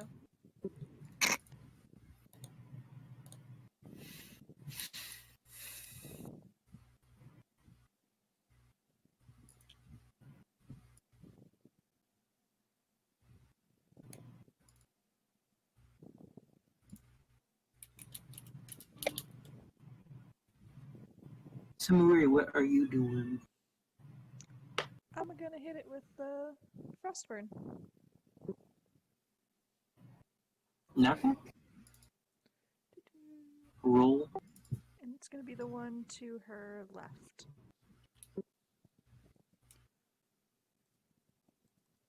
Okay. So, doesn't that mean she also has to make a deck save? Because, kaboom.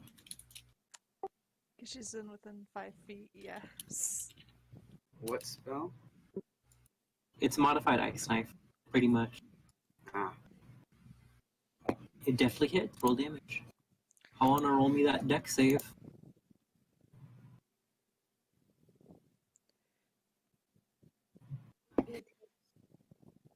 So I don't believe she takes damage then. No, she doesn't.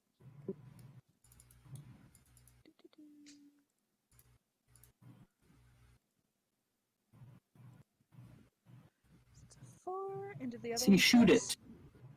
it. It goes kablam. These things have resistance. They do not have this. Wait. They do. They do. Did it pass its dex?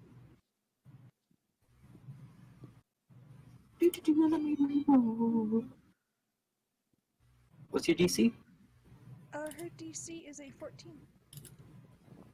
It did not pass.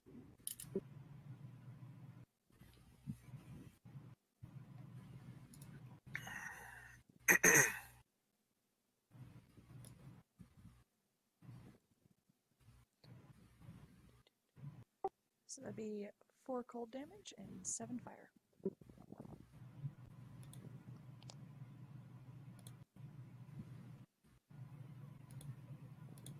Okay, so it's still standing, barely. Its tail's missing. Is that your turn? Yes. Next up in the combat order is Jonik. Okay, 1 second. Let me just check distances. And okay. So I'm gonna move like this. That's fine, right? I mean, yeah. Okay. No attacks of opportunity. Nope. And I'm there. And I am now flanking this thing, correct? Yeah. Okay. As a bonus action, I am going to transform into a direwolf. Okay. Embiggen your character. Embiggen. And then I'm going to bite its head off. Okay. Or at least attempt to. This is a... Embiggen the character. I don't know how. How do I do it? You do it. Oh wait. I can't do it either. Oh no. You should It's... be able to do it by holding control, I think. Nope. Oh. That's Oh. a little too big. You have been embiggened by the grace of the DM. That's a little too big. Extra thick. He's a dummy thick wolf right now. Okay, so this should be a +5 to hit, I believe. So I'll just roll a d20 +5. Okay. That's what at least what it says on the direwolf sheet. Mm-hmm. 18. Yep, that definitely hit. That's why Okay. direwolves are so damn dangerous. On a hit, that's 2d6 +3 piercing. Basically, a great sword. 2d6 +3. I'm having to do this manually because I don't have it set up. Now, so that's 11 damage. Mm-hmm. Is it dead? Hold on, I have to do math. One of my not so strong suits. Pulling a calculator. Where are you? Where are you? Where are you? Still standing, but beaten up. It must now make a strength save of a DC 13 Let me just. or be knocked prone. What's the DC again? 13. It passed. Okay. So you know, it has a -3 to strength, so it got a 19 and it got a 15. So it's still standing. Both are still currently standing, but they are currently fucked up. Okay, and that's my turn. Next in the combat order is Helena. Can I just drop kick the one beside me into the fire? You know, why not? It's at disadvantage though. Okay. Actually, is it still a disadvantage with me flanking the other one? And she's still kind of flanked. She is flanked, so she does still have that as a problem. Okay. It's an unarmed strike. You have proficiency with it. Remember that. Okay. So it'll be what would it be? Strength. Strength? Strength and proficiency. Okay. One more time. Just The game Alright. wants it to happen.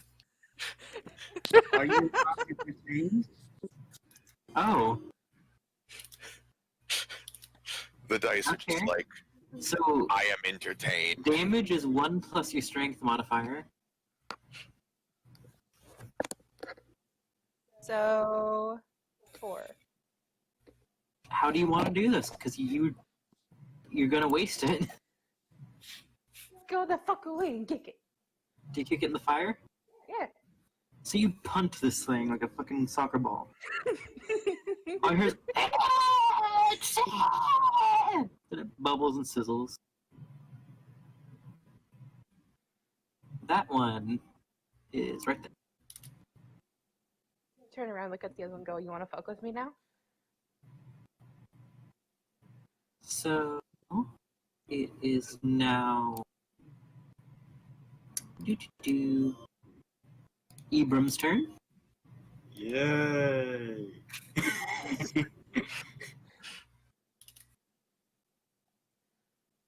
Okay. So,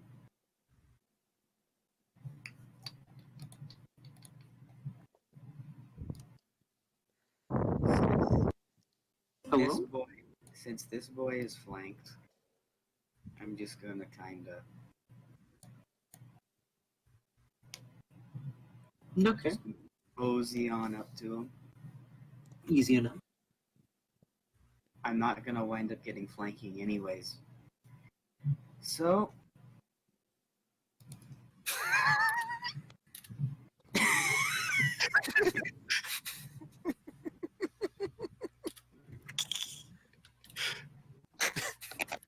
I put my left hand on my scimitar, Okay.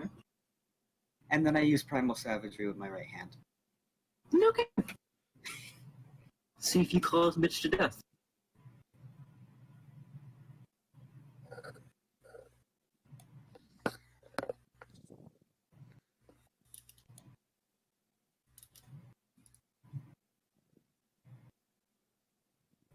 I missed. You swing, and this thing makes itself as flat as it can to the ground, and it swings wide. It is now this thing's turn, finally. After all that. So it sees the giant wolf, and Yannick, please make a wisdom saving. Okay. So this thing makes a No. guttural burp sound, and a maggot comes out. But you are unfazed. I eat it. Oh my See, god. no other way. It is going to try to dash, so everyone right there gets an attack of opportunity. Okay. I really quickly draw my scimitar Okay. in order to attack with it.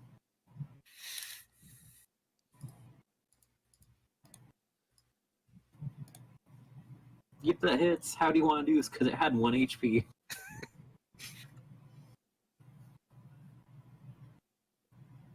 As soon as the thing starts to run, I just kind of lunge over and just stab it straight down and pin it to the ground.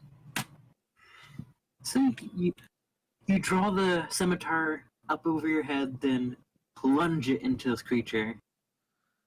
It is not that difficult. It is a very small, rat-like creature, but as soon as you do that, a bit of gas releases from its stomach. It sounds like a weird little purr.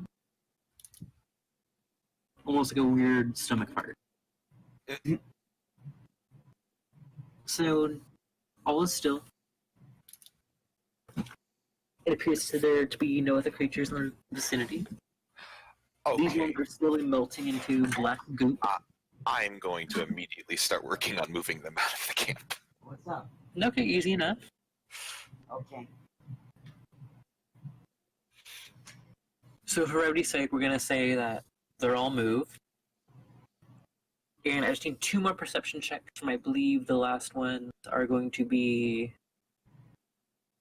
Muiri and Jonik for the perception checks for the rest of the night.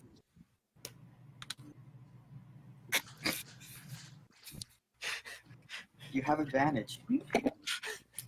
I see all. He knows all. Oh, jeez. 6.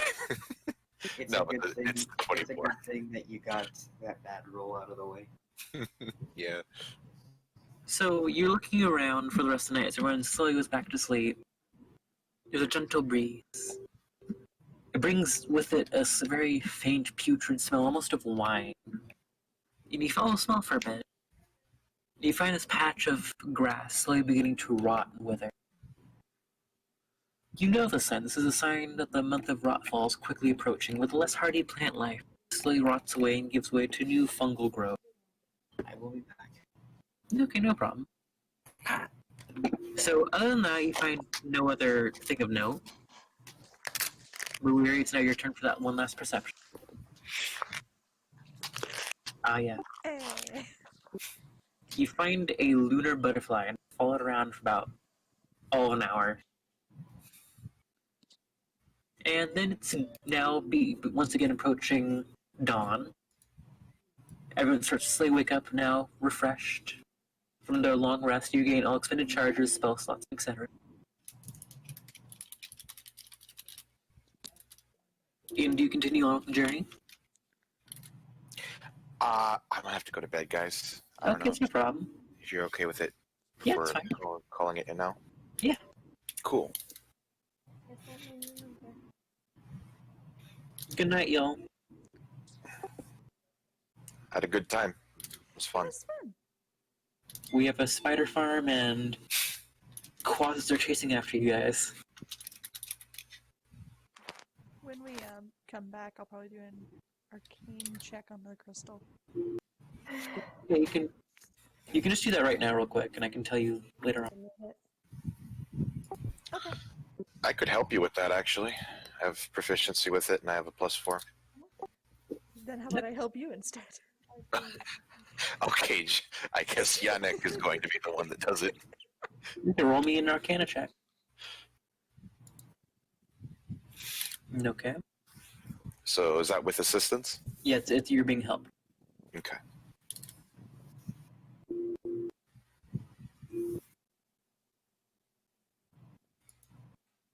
See you guys later.